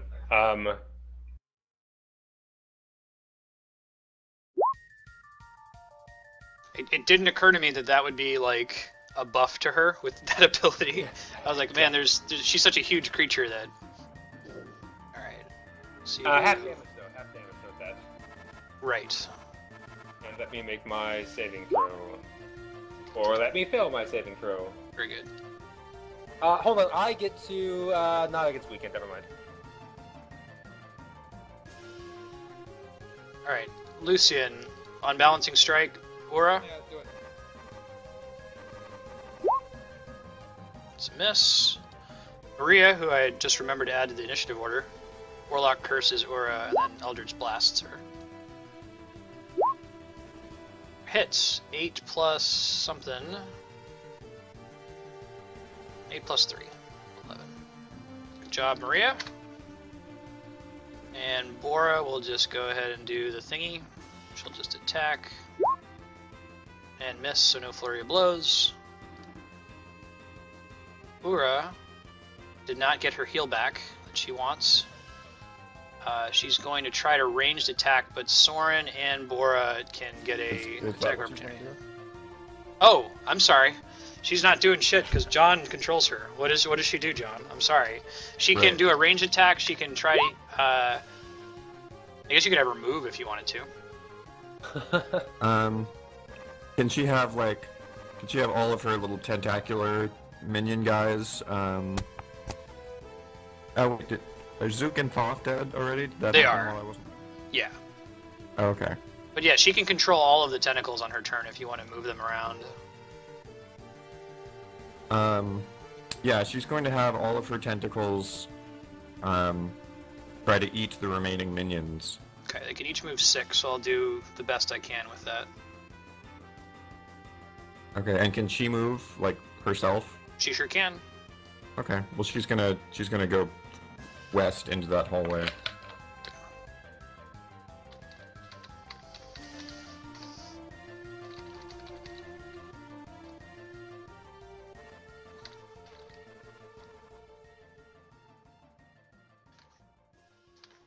Yeah, close enough. She's almost dead.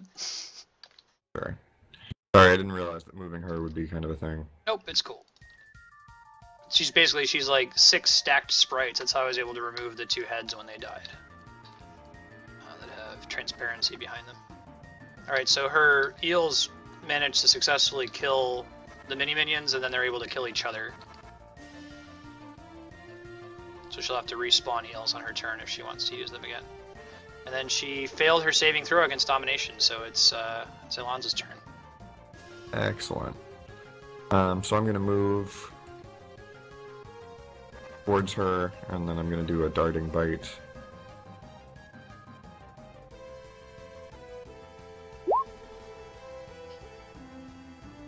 I think, but 27 is enough to hit her, so. Okay, cool. So it looks like 13, and I don't have combat advantage, so. Yeah, she takes 13 psychic damage. Beatrix is gonna try her dragon thing. That dominate power is gonna get a tuning pass in the next cycle, by the way. But I enjoy it for now, so we'll leave it as is. I think it's daily, right? Daily or encounter. It's against will, and it doesn't have any bonuses to hit. He's successfully hit with it both times. Yeah, the ensnare mind. No, that's an at-will power.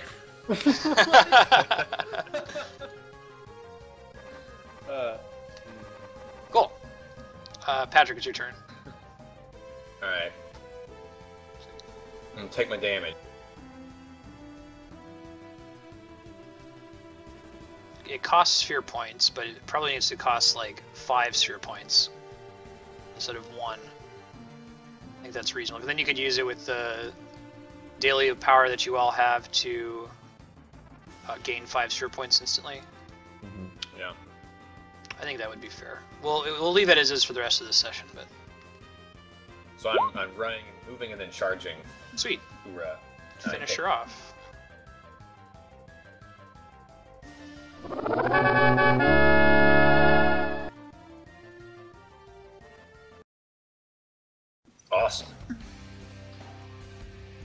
Well, she does do this. There were some mini minions. I'll show you guys. Let me bring the torch sphere down there. Down here. Ah. Oh god, where'd they come from? Tunnels? Secret tunnel.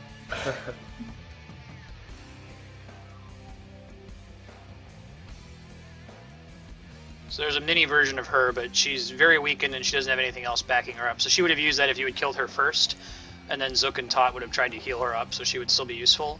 But I assume you guys will just finish her off in her weakened form, as well as the other minions. Yeah. Alright, so what do you guys do? The door to the west over here leads to the bridge that will take you to the rest of Opalin proper, the Amber Basilica.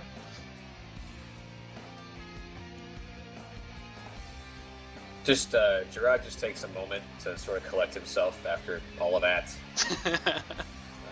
But then, yeah, I think we move on. Okay. Yeah, you have to give me a sec to set up the next map.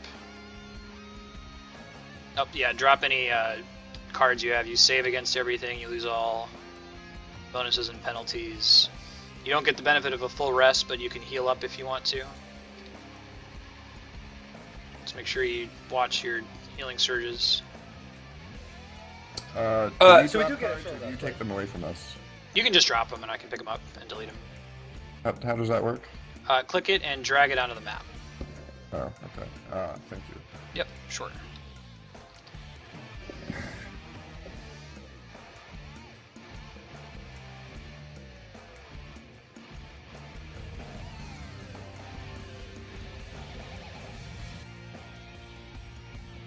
Just a heads up, Pat. Frank said he lost power in his building, so he's coming over here to wait out that. So I might have to jump up and grab the door in a minute. Okay. Oh, if you guys wouldn't mind, we've been playing for a while. That's when I'd start to suspect that we'll have SoundCloud issues. If you could each refresh, just click anywhere on the map and hit F5. Try to clear any sync issues that are latent.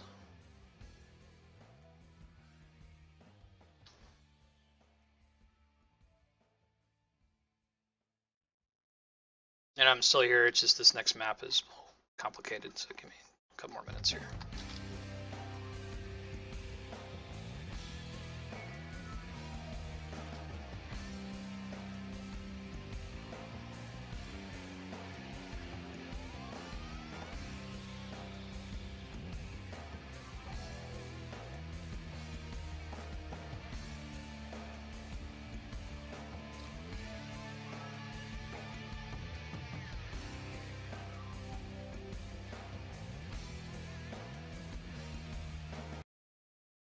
Music, well, it's sound now.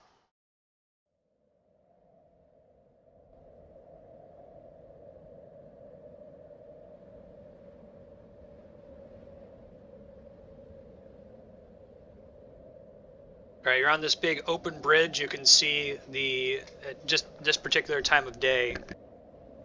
The prismatic storm is facing directly Opalin. It kind of dominates the sky. You can see the long bridge leads across the way. You smell something horrible coming from the other end of the bridge. What do you do? Oh god. How high up are we? You would die if you fell, probably, unless if you're giant, you can reduce falling damage by an arbitrary amount.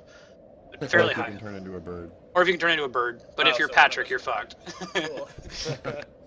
Well, okay, just so since this is going to be relevant pretty soon, from which side can you retract or get rid of the bridge? You can do it from either side. There's a little switch right behind you, but you turn around and you see this guy right here. Let me move it so you can see it. Has kind of formed along the door behind you. Oh, cool. Yeah, that's great. Made a squishing sound when you came through. His name is Railroad Eyeball. Does anybody have any super missiles?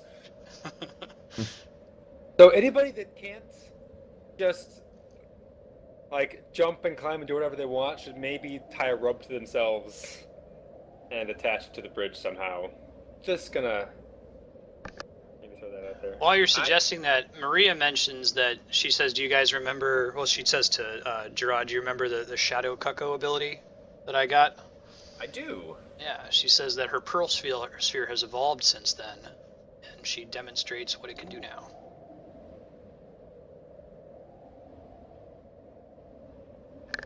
Nice. She can only make 4 of them, but they're flying cuckabos that you can ride. So you pick which 4 of you want to be riding them among the 7 of you right now. The other people have to be bridge bound. I think Soren and I should get 2 each.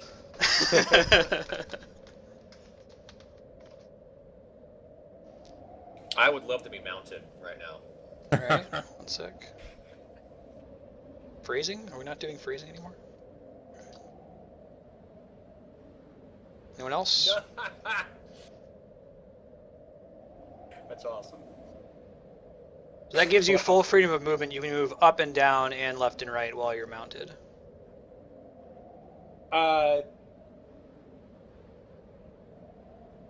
Probably Maria and several of the others. Be right back.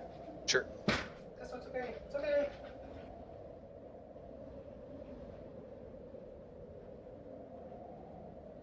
Oh, that's adorable. I really appreciate that, actually, Dylan.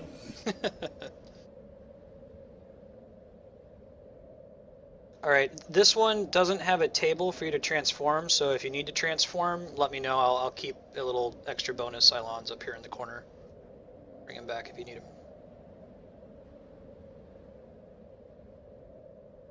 Cool.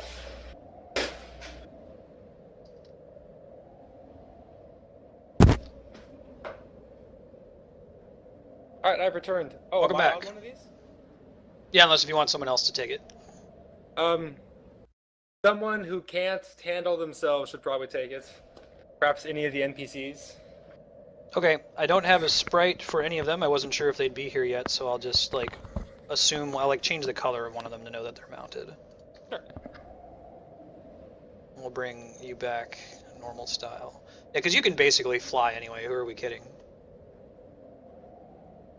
Yeah, nerf that too.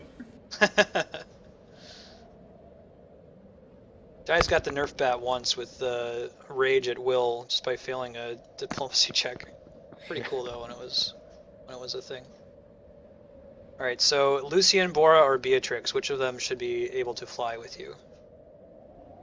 Lucian has ranged attacks. Bora is melee only. Beatrix is melee only. Let's do Bora. Okay. Sure. Yeah, Sure. maybe. Yeah, agree. So she's got the purple background, means she's also mounted. All right, so what do you guys do? All right, Gerard says, Cuckoo facts, onward! Learn the meaning of Lord haste. Cuckoo. Right.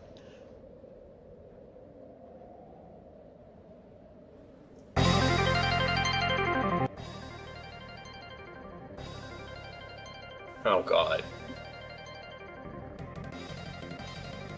What? He says, having poor vision. Oh, God. I forget. I could come take a look at this.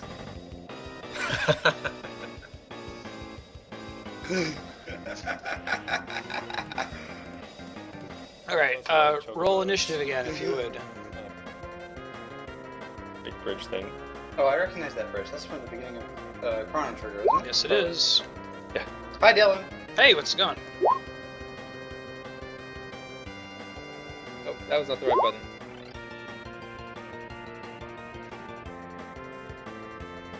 I think we're about to have an altercation on this large structure between humans.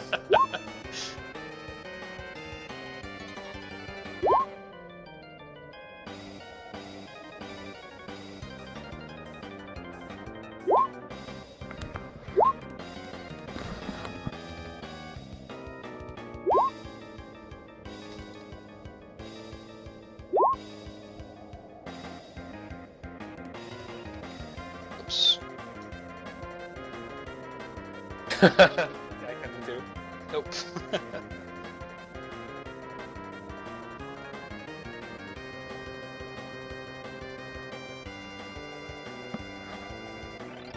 Consort. Everybody rolled initiative. What's that? Does this person have to get like chained to wherever they go? Right. Whenever they move them around, like, okay, get the chains, hang them up. Okay, so there's some skill checks here. Everyone can attempt first the acrobatics DC 22. Everyone should do that. Okay. Ropos. Yeah.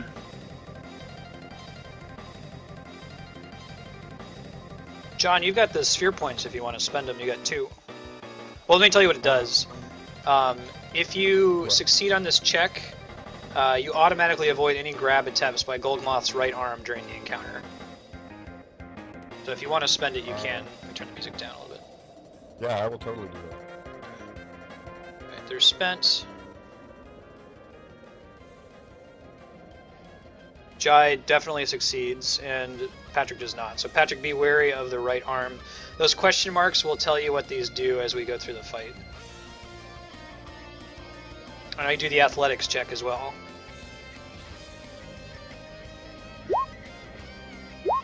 Patrick succeeds on an athletics check. Holy shit. Oh my god, this is unprecedented. Everyone succeeds. So all of you can choose to automatically ignore any push attempts by Golgmoth's leg. So his leg can push, his right arm can grab.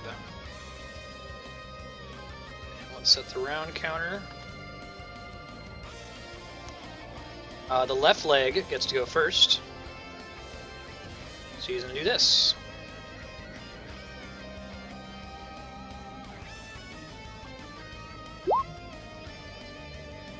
A massive and hideous penetrator fly wriggles out from Golgmoth's inner thigh and heads toward my dude Soren here.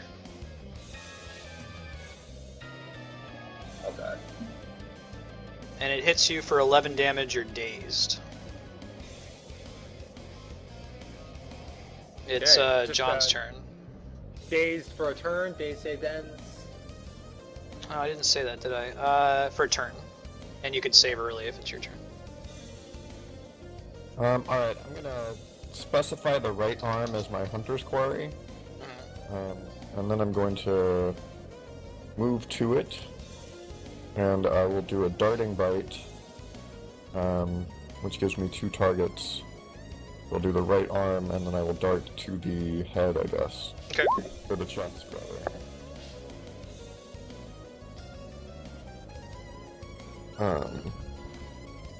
So, does a 28 hit? It looks like the...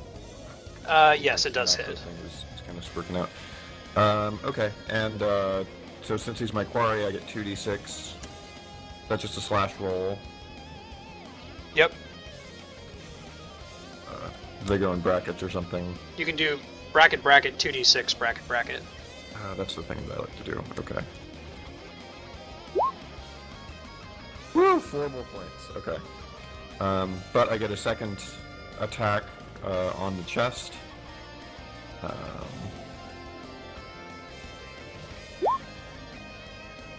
That one I don't think hits. Okay. If you try to center your click on the the red circle for their thing, Yeah, if you miss it, it's I might okay. just I miss can look it, it up, I but yeah. Oh, I don't even know why I'm checking. They all have 0 defenses. Every attack hits these guys. Oh. Yeah. Okay. So there you go. So that's me. I'm done. Okay. Left arm. It's gonna activate Corpse Rain. I wonder what that is. Oh god.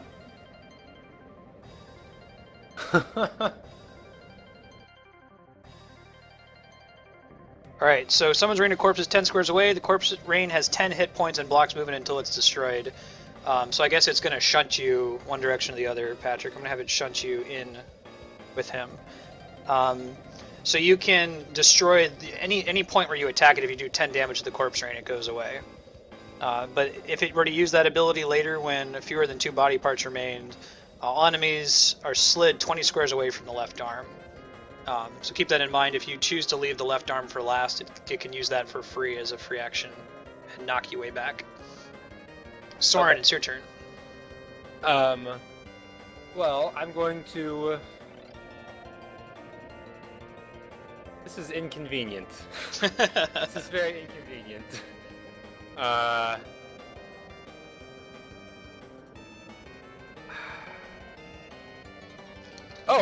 Okay, I can...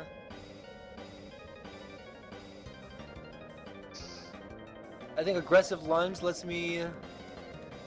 Oh, nope. Is there a distance limit on how close you can be to charge? No, if there is, I don't care. Okay. I will charge this part of the wall. Cool.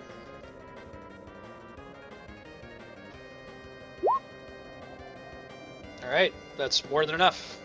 Cool. And then as a... I will use an action point to crushing charge the right arm. Okay.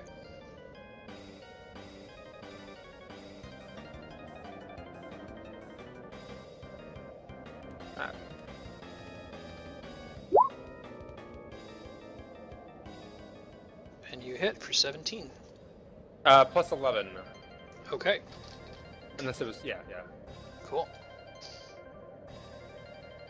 Alright, the right arm, so remind me, who is immune to grabs? I am immune to grabs. So is Jai, I think. Yeah. I think everyone but me. Well, Okay. sorry, of the player characters, I'm the only one. Yeah. Yeah. You are not close enough, so his actual reach is indicated by those red circles, so like the right arm, that's really how far he can go. So Patrick, if you were here, he could grab you, but you're not, so he will try to use other shit. He's just going to do the damage from this, let's see. Alright, when he has an adjacent enemy, he uses this stroking ability. One body part with an adjacent enemy may make a melee basic attack against the enemy as a free action with a -2 penalty.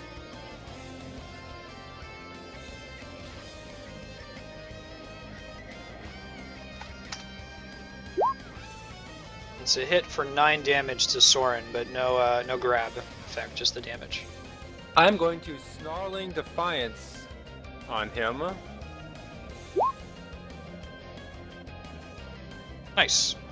So I guess I'll take... is that half? Round That up or would be down?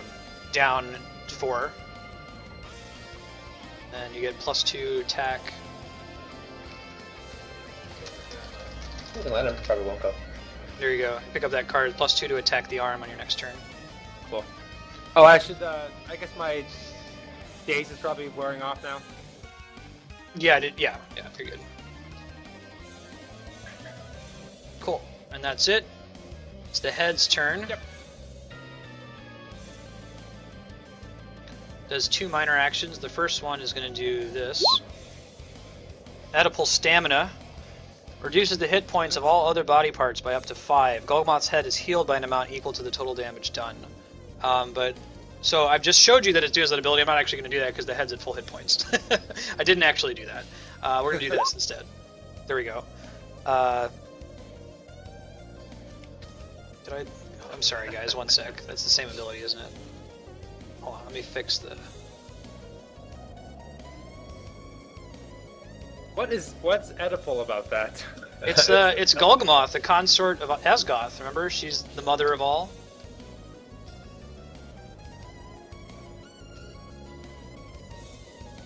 Right.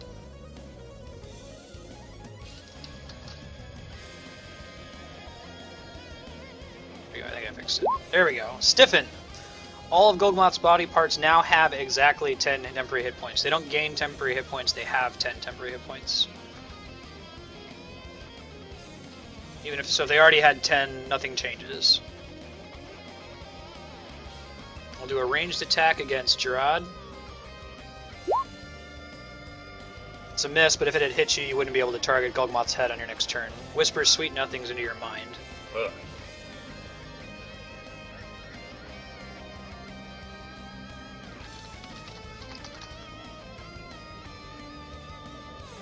chest.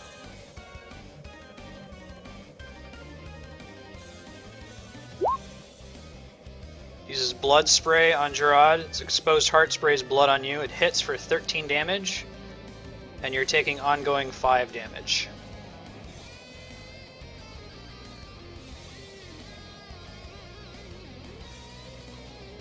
Lucian is going to shocking feedback that. Nice.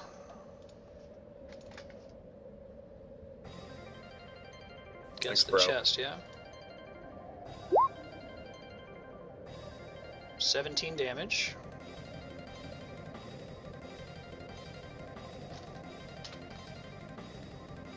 So the damage ally gains resist 5 all until the next turn. So add 5 hit points back on. Ah. And I'll give you the thingy.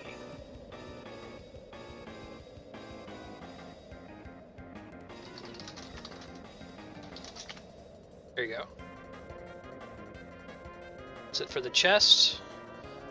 Right leg.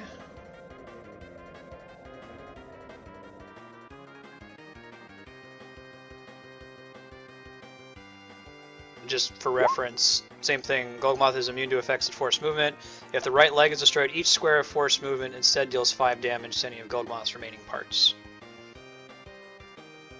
And also, there's this. It's not a problem for you guys right now. Swing kick. If there are no enemies within 8 squares of Golgmoth, he swings back on his chains and then across the bridge, hitting all enemies within 25 squares, dealing damage to each target equal to their current hit point total divided by 5. But he's not going to do that.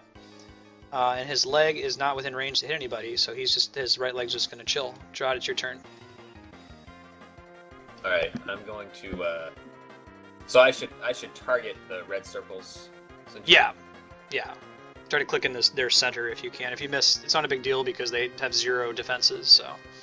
Okay.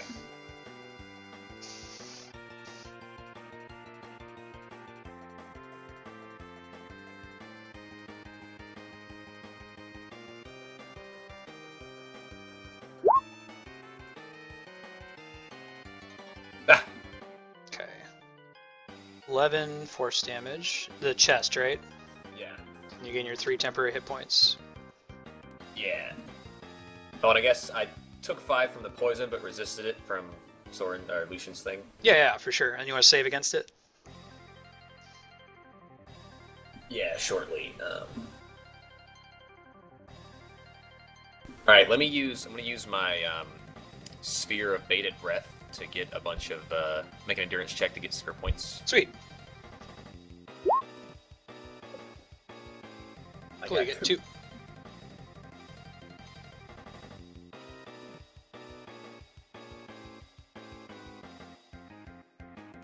Alright, and then I'm going to Divine Challenge the chest. Done. Alright, we're going to move really quickly through these NPCs. Maria, Curse Eldritch Blast. 14. Plus 2 is 16. Saved? Okay, got it. Thanks. Yeah. Lucian's gonna do his Unbalancing Strike. That's enough to kill the chest, so 1 second. So, if the chest is destroyed, does that actually like kind of cut the body in half? Sure, why do you want to know? Oh, just curious if now like the top half and the chains it's hanging from are distinct from the bottom half. Oh my god.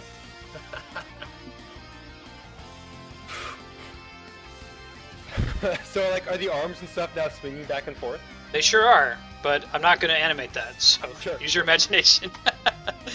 Bora heads over to the right arm on her invisible shadow cuckabo. Can you have one of them kill the penetrator fly Oh, for sure. Yeah. if you're looking for targets? Yep. And her flurry of blows will be enough to finish off the right arm.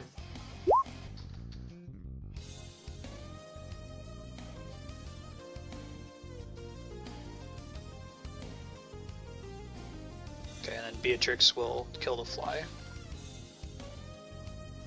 And then it is the left leg's turn. Gonna do Fly Zone. Try to hit the 3 of them. Oh, let's just go here. Swarm of bot flies unleashes a swarm of burrowing bot flies from its rotting flesh. Ah! They're in my mouth. Oh, Shut your fucking mouth. So he did it with Bora, did the damage directly, but now this blocks line of sight.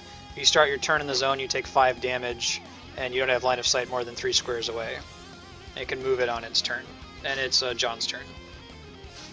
Do I have my movement, or do I have the Cuckabo's movement? You have the Cuckabo's movement, which is 12 squares. Oh, Flying. that's better.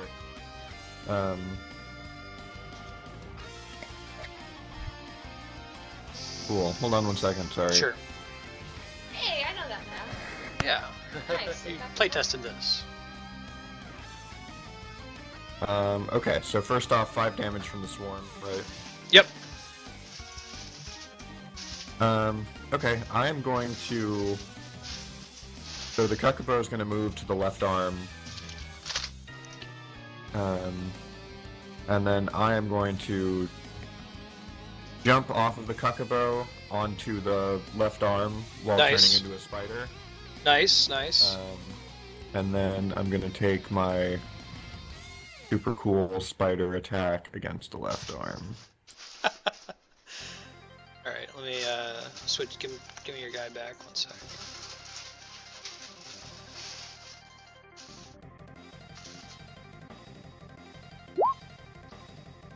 Spider, you said? Yes. Don't you think this is scary enough as it is? Hold on, Patrick, let me tell Andrea what you just whispered to me.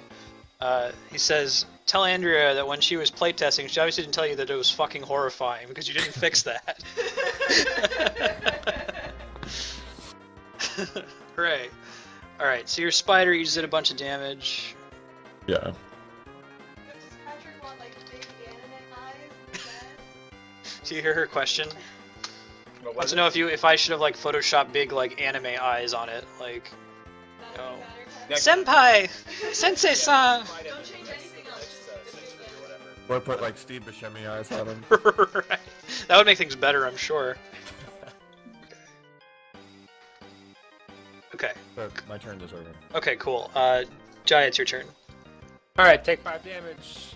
I'm gonna, like, run over, like, jump, kind of climb up the leg, Mm-hmm. provoking attack or opportunity if necessary. Nope, no attacks opportunity in this guy.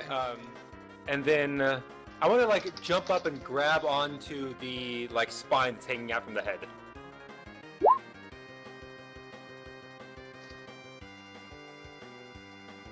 Yeah, you did that thing. Sweet. Pretty cool. Let's bury my axe in the head then. Give yourself a +3 to attack. That was cool. Not that it mattered because it has no AC. Give yourself a +3 to damage. There we go. Okay. So -10, -10.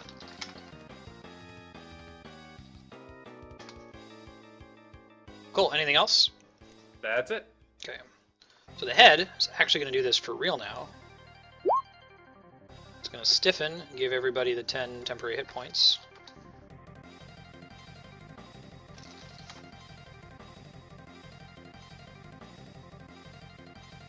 Everything about this encounter makes me uncomfortable. Damn it, I screwed up the other way. Well, it's going to do the thing where it drained the Oedipal stamina. It's going to pull health from the other body parts to heal itself. I'm glad that it makes you uncomfortable. That was the intent.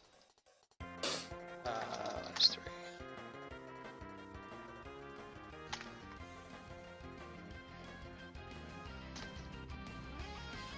Alright. And it's going to attack Gerad for 15 psychic damage, and you cannot target Golgomoth's head on your next turn, Patrick. Right leg's got nothing next to it. Plenty of stuff in range. It's your turn, Patrick.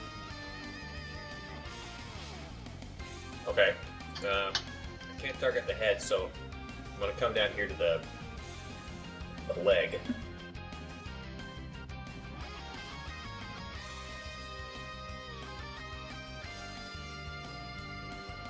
And give it one of these.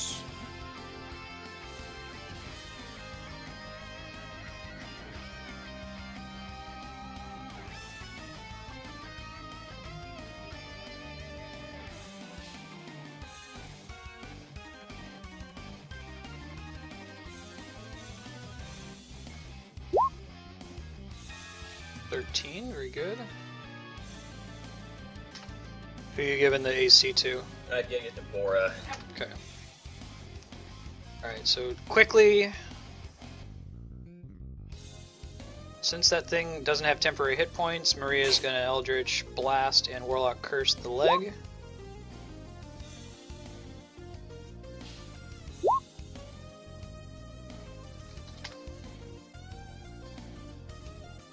Beatrix can't fly and she's melee, so she's just gonna hang back for now. Maybe she'll deal with bot flies if they spawn later. And Lucian's gonna Unbalancing Strike for 12.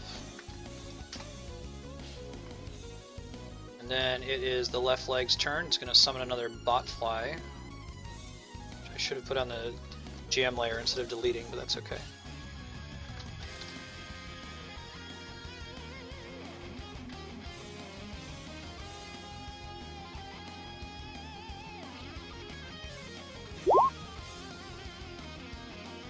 It's gonna miss Bora, and it's John's turn.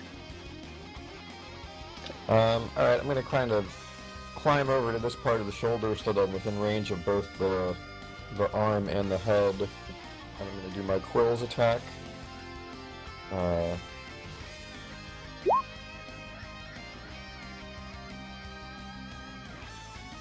And so that affects 2 targets. The head as well. Dun, dun, dun.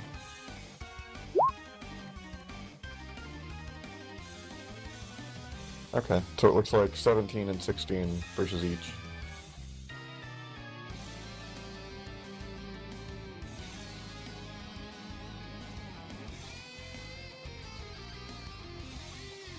And then I'm done.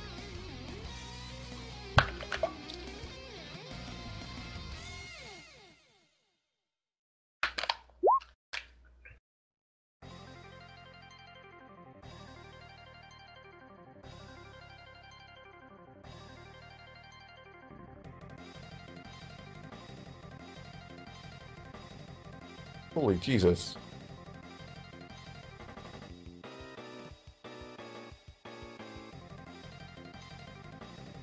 Dylan, are you on mute or just being quiet? Oh, yep, I was on mute, sorry. Left arm, artillery's turn. It used the squares attack versus Bora, which she's 10 squares away, so 10 divided by 2 is just 5. It's not that big of a deal, but that will be a bigger deal if you leave the left arm is where the last thing's remaining.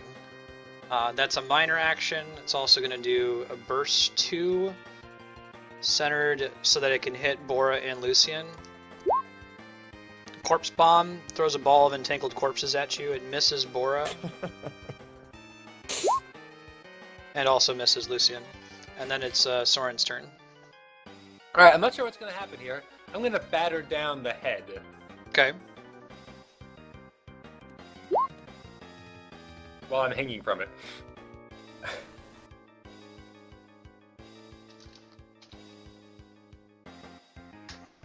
Let me see what I can do to manipulate the sprite here. One sec.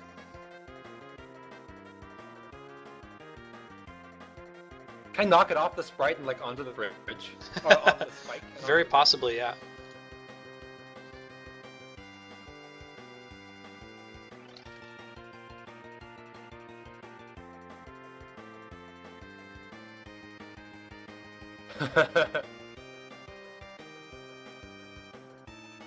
So now it's two. Push it off.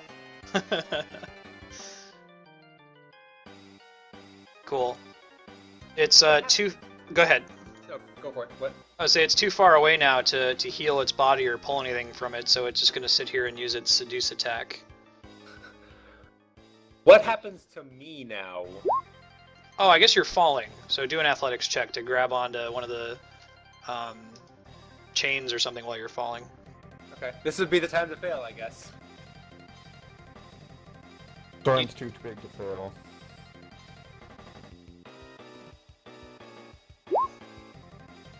Or not. All right. So what do you want to grab onto? Let's grab onto the left. Let's grab onto the right leg. Okay. All right. So I just dealt some damage to you from. It used Seduce against you because it doesn't want you to be hitting it again after what just happened to it. So you can attack it next turn. It's the right leg's turn. You're on the right leg, but you're immune to pushes. It can still try to attack you,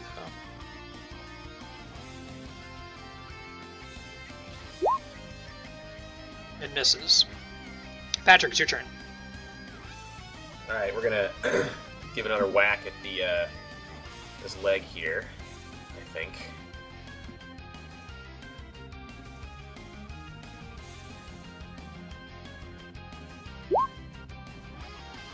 Yep, that's enough.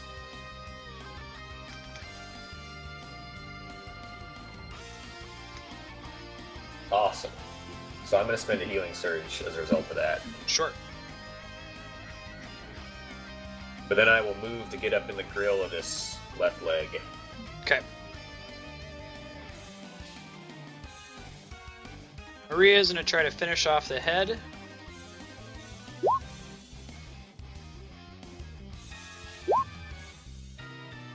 13's not quite enough, so Lucian's gonna help out. His attack should pull it off regardless. Yeah. The head is defeated. Beatrix is gonna do the one thing she does best, kill the fly. Yeah. Bora is gonna fly up to the left arm.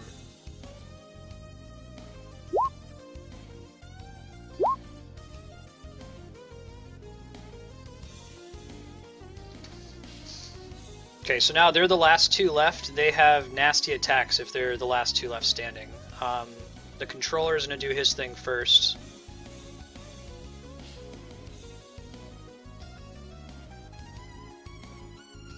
Fly zone. Beatrix.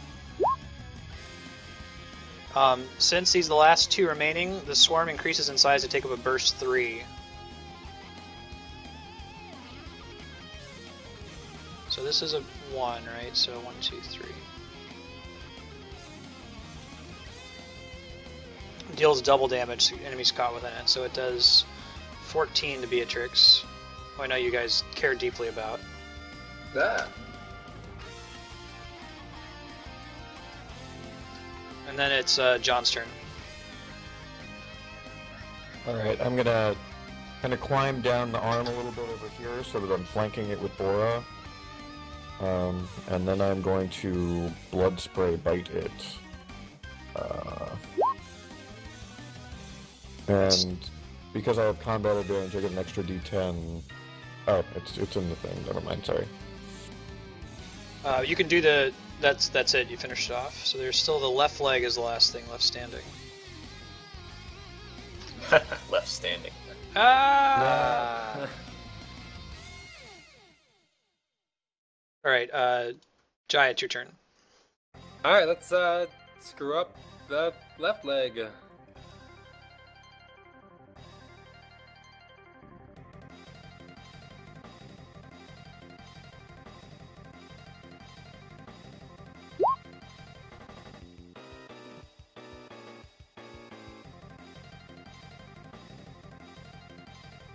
Okay.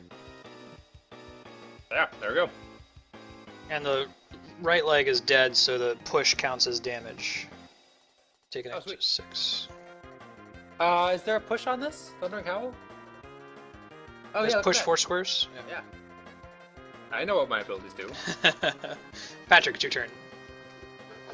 Alright, let's hit it again. With,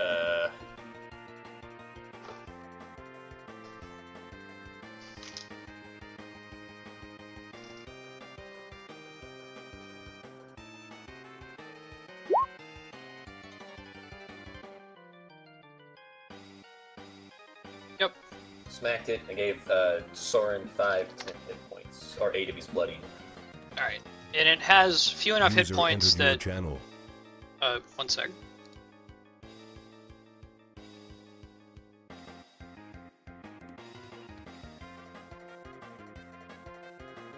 User in your channel was banned from the server. My IP is on my Twitch channel. I haven't put a password on the server yet. I guess I'm gonna have to do that. Alright, there's enough damage among Maria, Lucian, and Bora, given that they always hit to finish off the left leg, so you guys have won. Cool. Woo.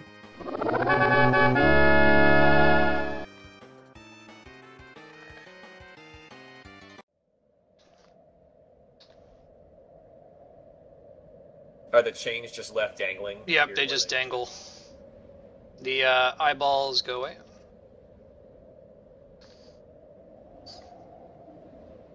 The path into the rest of the orange basilica where the beacon chamber is through the doorway over here.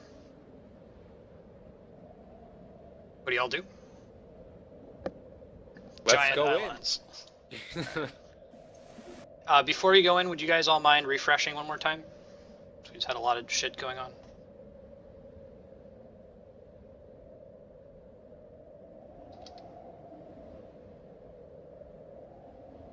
Let me know when you've How much refreshed. longer are we thinking about going? Maybe 30 minutes or so? 20 to 30 minutes? Okay. That's cool with me.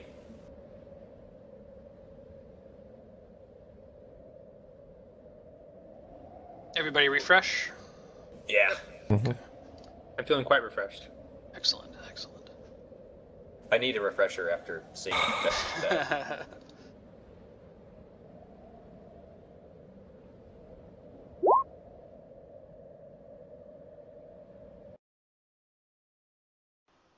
Okay, cool. So you pass from the long Holy bridge to the Opalin Temple's Great Hall. Compared to the dank dungeons below, the temple's opulently decorated. Blue and gold tapestries decorate the walls, the smell of sexy vampires filling the air. Soft artificial lights, not unlike those on board the Mushika, reflect off the pristine floor. That was the first night I dreamed of Edward Cullen. In my dream it was very dark, and what dim light there was seemed to be radiating from Edward's skin. I couldn't see his face, just his back as he walked away from me, leaving me in blackness. No matter how fast I ran, I couldn't catch up to him. No matter how loud I called, he never turned. Troubled, I woke in the middle of the night and couldn't sleep again for what seemed like a very long time.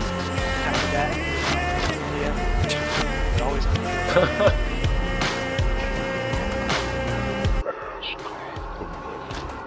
7 a.m. waking up in the morning. Go downstairs, gotta have my bowl, gotta have cereal. Seeing everything, the time is going, ticking on and on. Everybody's rushing. Gotta get down to the bus stop. Gotta catch my bus. I see my friends.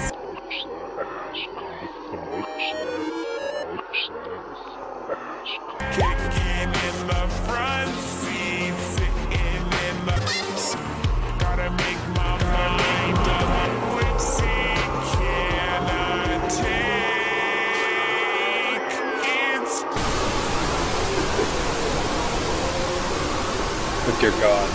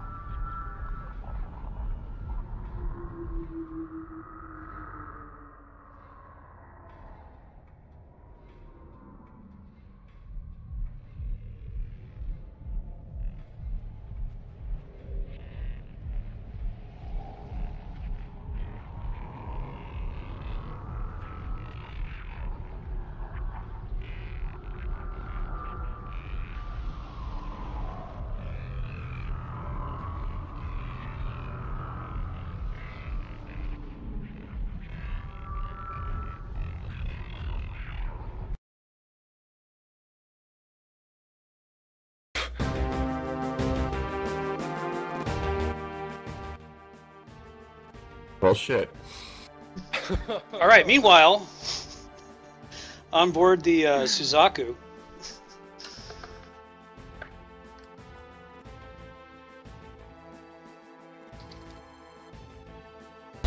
Before I continue, did all of that work? Like, what all did you guys see? Because I'm not sure with so many people connected at the same time.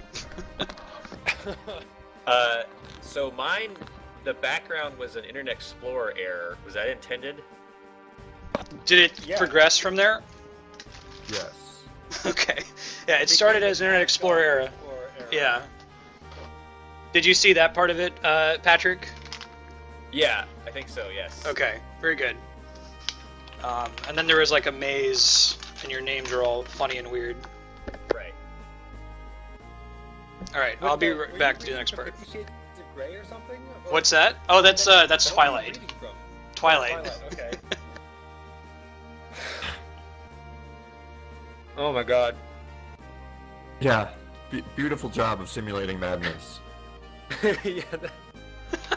I just was confused. I wasn't sure what was going on. Awesome. The thing I was really worried about is that the audio wouldn't play, especially since it like starts with like a recording of me talking. So I'm glad that it worked. All right. Yeah. All right. So we can do story stuff until we reach the end. We don't have to do the next combat because that's what takes forever, and we can wrap up and continue next time. But they got an exposition sequence here. So one sec.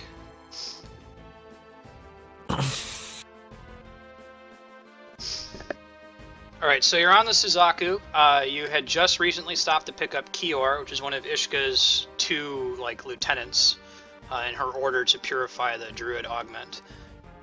Fauna's just kind of been chilling, hanging out by the banisters, you know. But Ishka's piloting the Suzaku at the moment. Then I'm putting the text in chat, but I'm going to read it out loud too. So, while you're piloting, Ishka's view of the Suzaku slips away from her, fading to the new Amethystian sewers. Through her communion ability, Eli and Kiwar have the same vision. And Jai, technically Fauna doesn't see this, but because it's cool, you can participate as well.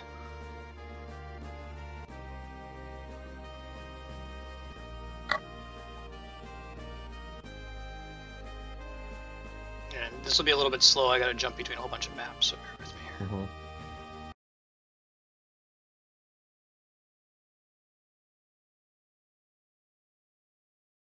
Oh, I'm going to need to do a refresh. Probably everyone else has to refresh. I lost my audio. One sec. If you would, click refresh real quick.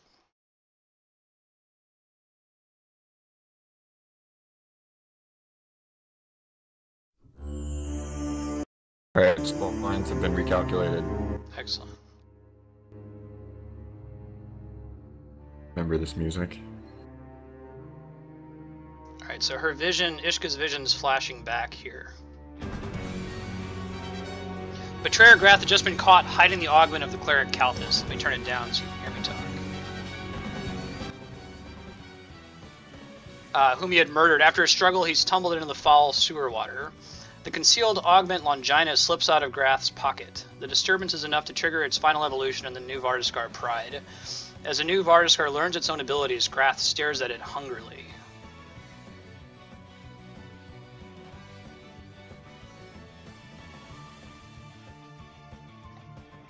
And moving stuff. You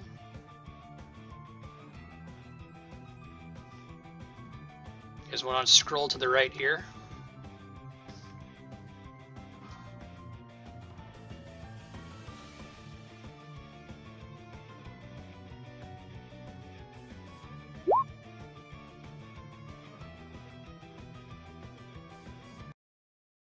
Music.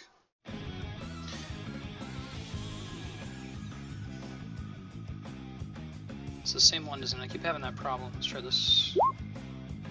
There we go. Ishka's vision slips away momentarily, then shifts ahead in time, again focused on Grath. This time he's revealed his true form in his final stand against his old allies, Arbin and Dieter.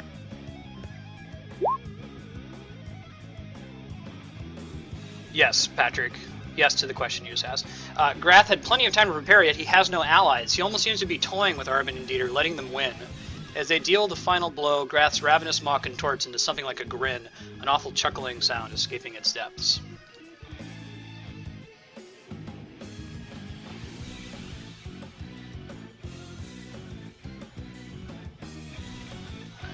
Going to another one here.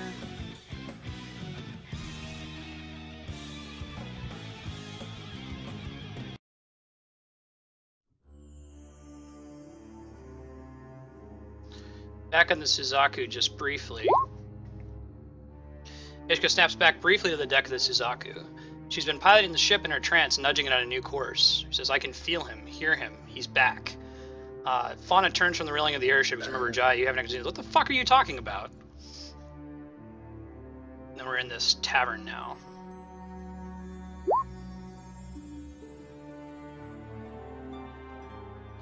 Ishka's vision fades again, taking her now to one of the taverns her forebear visited in New Amethystia. She recognizes one of the waitresses as a fling of Grath's. So what do you be having today? Hurt. Ishka tries to reach through time and space to stop what she knows about to happen. The waitress keels over, spilling her platter. The tavern patrons hear cracking sounds coming from her chest. Grath's new form explodes from her, writhing on the floor. The patrons scream and run from the building. Ishka can hear Grath's thoughts now as clear as her own. So this is something that actually happened back in Adventure 2, that John mentioned that he wanted to use the birthing vessel power to impregnate this tavern wench chick. And the way the power works is when you die, you can trigger rebirth and be reborn as like a mini version of yourself. So there's a new Grath that happened off screen. But did we hear that? I mean, we never heard about like, oh yeah, another. No. You never heard of any other monsters? No. Is this before or after the big siege happened? This would have happened immediately after Grath died. So there were already monsters, yeah. Alright. Grath reaches out to the mind of his mother, Asgoth, but he feels nothing. Old ones needed to be close to their masters. That was what kept them trapped in the Nightlands. But Grath was special. He had the Druid Augment. He was always communing with Asgoth no matter how far away he was from her. But now he was stranded thousands of miles from his mother, unable to hear her voice. Panicking, Grath escapes New Amethystia and heads toward the edge of dawn, trying to find his mother. But the longer he's separated from her, the more independent he becomes. Soon he no longer wants to rejoin her. Eventually he hates her and wants to destroy her and supplant her. Grath travels deep into the forests of the Nightlands, seeking out an old enemy, the one who had driven his family from their home. To commit matricide, he would need new friends. Sec, got a bunch of things to click. Music.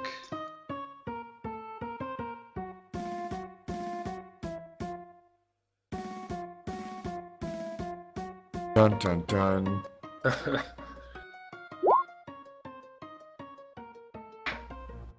Grath finally tracked down his old nemesis, the Vardaskar Curiosity, who dwelt in the Nightlands with the Indigo Nation.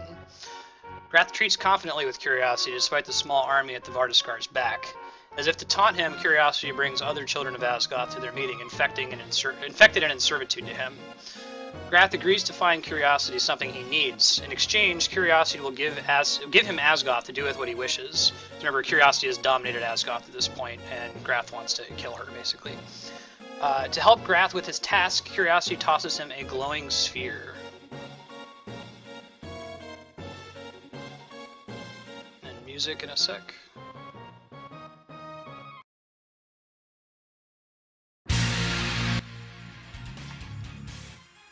Nice.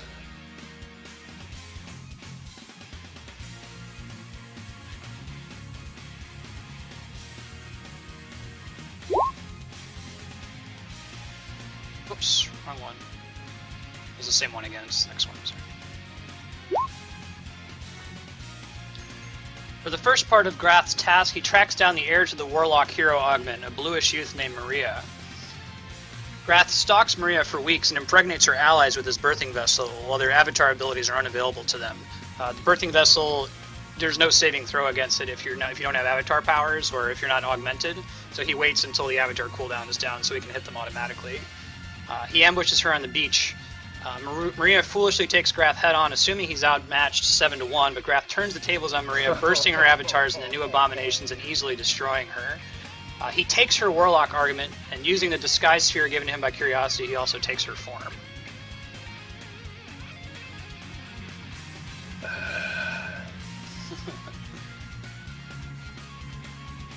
Music change.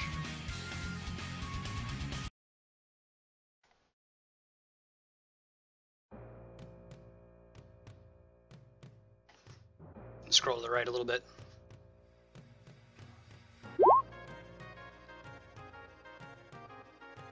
Grath's plan nears fruition. Under the guise of a Lightbringer ally, Grath meets with the merchant tycoon of Rubicon, Diamond. Grath informs Diamond of his proximity to one of the Vahana, Suzaku, the airship.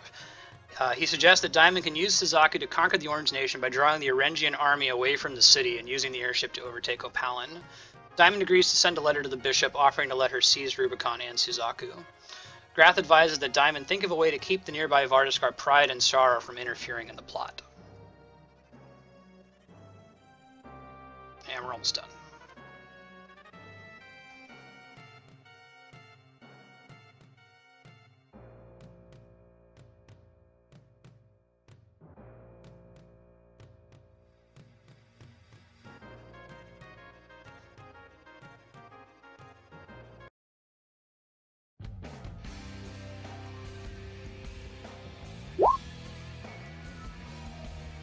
Alright.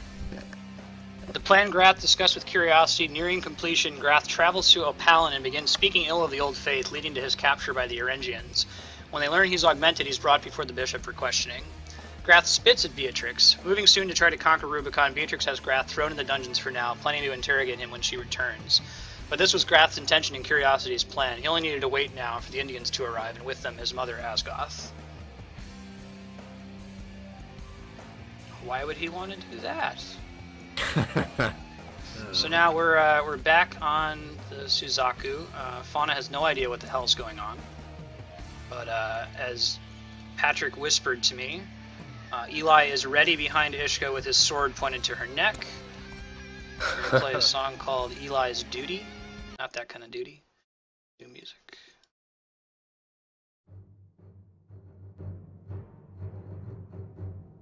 Alright. If you guys would please roll initiative. Yes.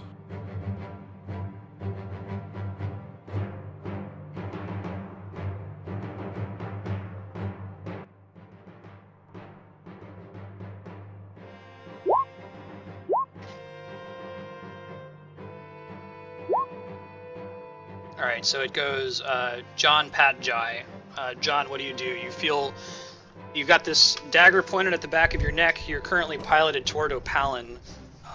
What do you do to Eli?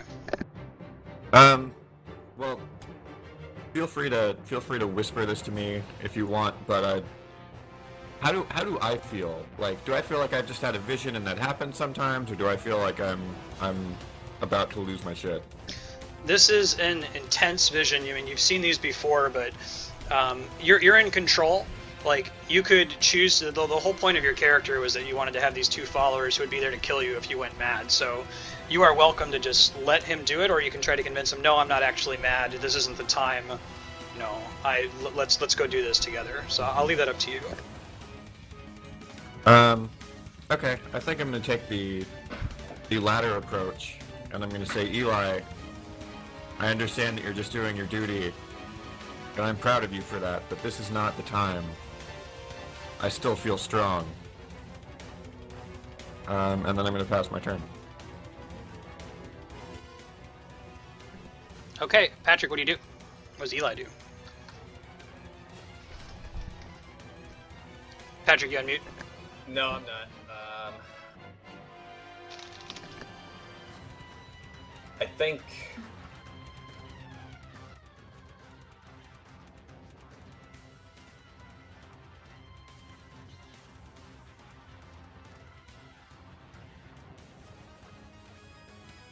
Eli asks Cure to come to his side, but doesn't take his eyes off of Ishka, and waits for Cure's turn. He can go immediately after you. He doesn't have an initiative since he's not an avatar or augmented right now. What do you want him to do? Oh, he's not augmented, that's right.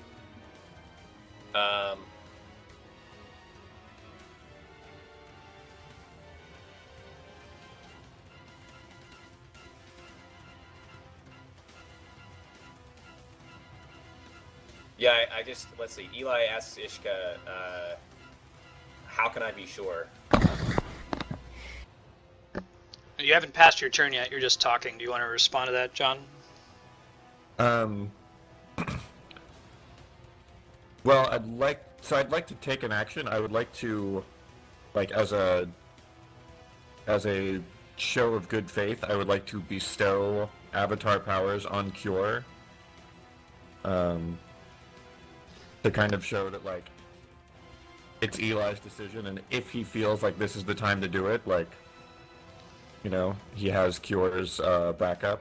The problem, it's a good plan. The problem is that Fauna is like within a few feet of you, and you can't make avatars if the source augment is nearby. Otherwise, you could just make an unlimited number of barbarians. Oh, right. Okay.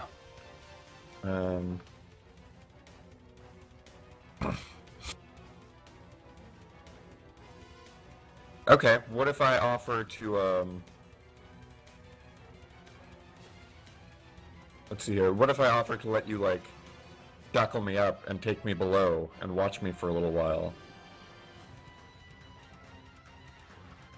Patrick, how do you feel about that?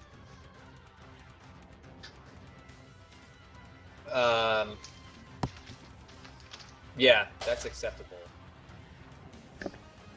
Alright, Jai, it's Fauna's turn. What do you do? What the fuck are you nature freaks doing? What's going on? Whatever. He goes and broods and... I don't know where the stairs are. Oh, heads downstairs. Cool. She's gonna go hang out in the room and deal with some of her issues. Listen to Coldplay. So Eli, since Fauna's brooding and Ishka's tied up, you go back to the console, and it's on a charted path now to Opalin. It will be arriving there soon. Since it's familiar, so Opalin is built on an ancient city, right? It has a map of the city on the console screen, and it's going to be parking around the bridge where the Golgmoth fight was. It's a docking point for it. So we're going to go right up to the next fight, but we won't actually do it.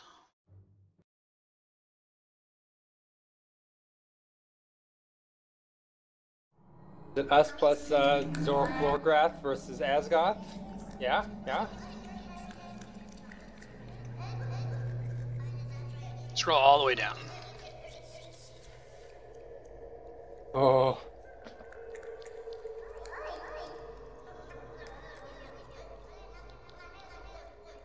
You can make that insight check if you want. Do we have any negatives to insight because we're fucking insane right now? It's a hard check as a result. Okay. I accidentally did it twice. Sorry. Oh, you did a history check and then an insight check, so. Oh, okay. So Jai and John pass. Jai and John, you realize you're hallucinating. And I'll... Oh, that's good. Yeah, I'll tell you that will mean something later. Patrick, you do not. You're welcome to explore this map here. So we're on, walk like, along weird and squirmy testing things? tendrils? Yeah. They're like pulsating, they squish when you walk on them. It's so nasty.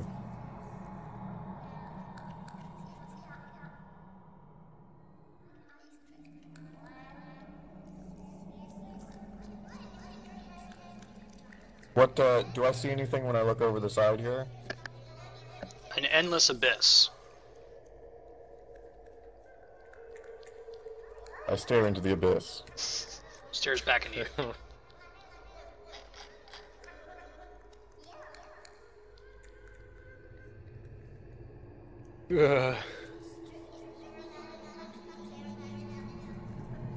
That's pretty.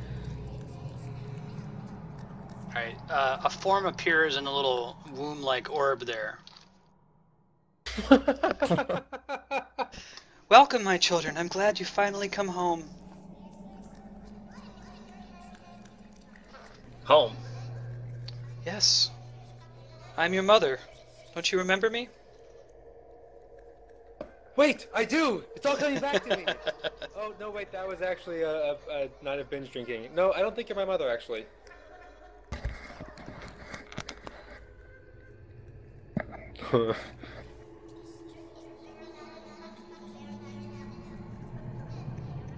So I'm gonna guess Asgoth. Yeah? Hmm.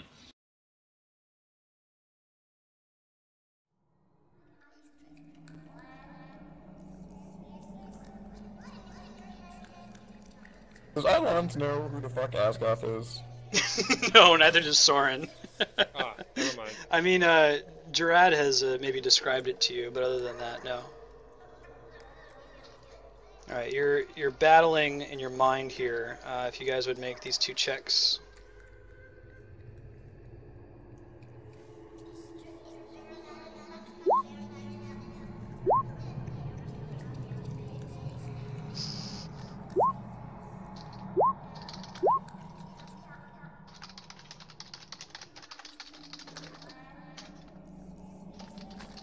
I'm just recording what you guys have and have not succeeded at, so.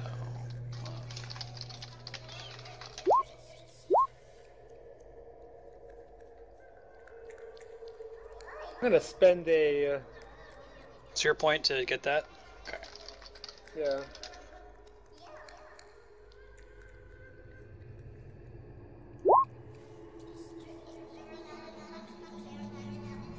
Cool.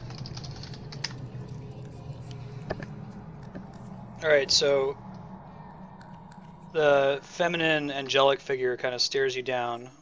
Move you guys back down real quick. She smiles, but there's like no light in her eyes. It's kind of a dead Tom Cruise smile. Which, like, Tom Cruise is my go-to for astral horrors, right? She says, I figured you'd want to play. Do you want to play?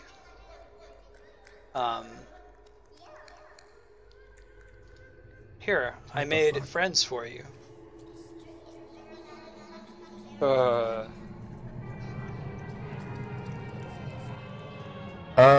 No thanks. Man, I'm not sure who you are, but I think there's been some kind of mistake. I'm not your child. Gerad and Soren, they probably are, but No, I'm not actually. I mean, there's not even a resemblance. Oh my god. Yeah. That's, by the way, nice yonic imagery there, by the way. That might be intentional. Alright, so that's where we'll pick up next time. We'll do this encounter with Flint, Gavin, and Rios. That she knows because of the memories that Grath sent back to her. Yeah. Huh. So yeah, cool guys. Thanks for God. playing. Oh my god.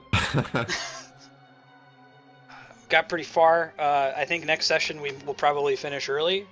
I don't have too much left in this adventure, but I think it'll maybe be a 2-hour, maybe 3-hour session at the longest.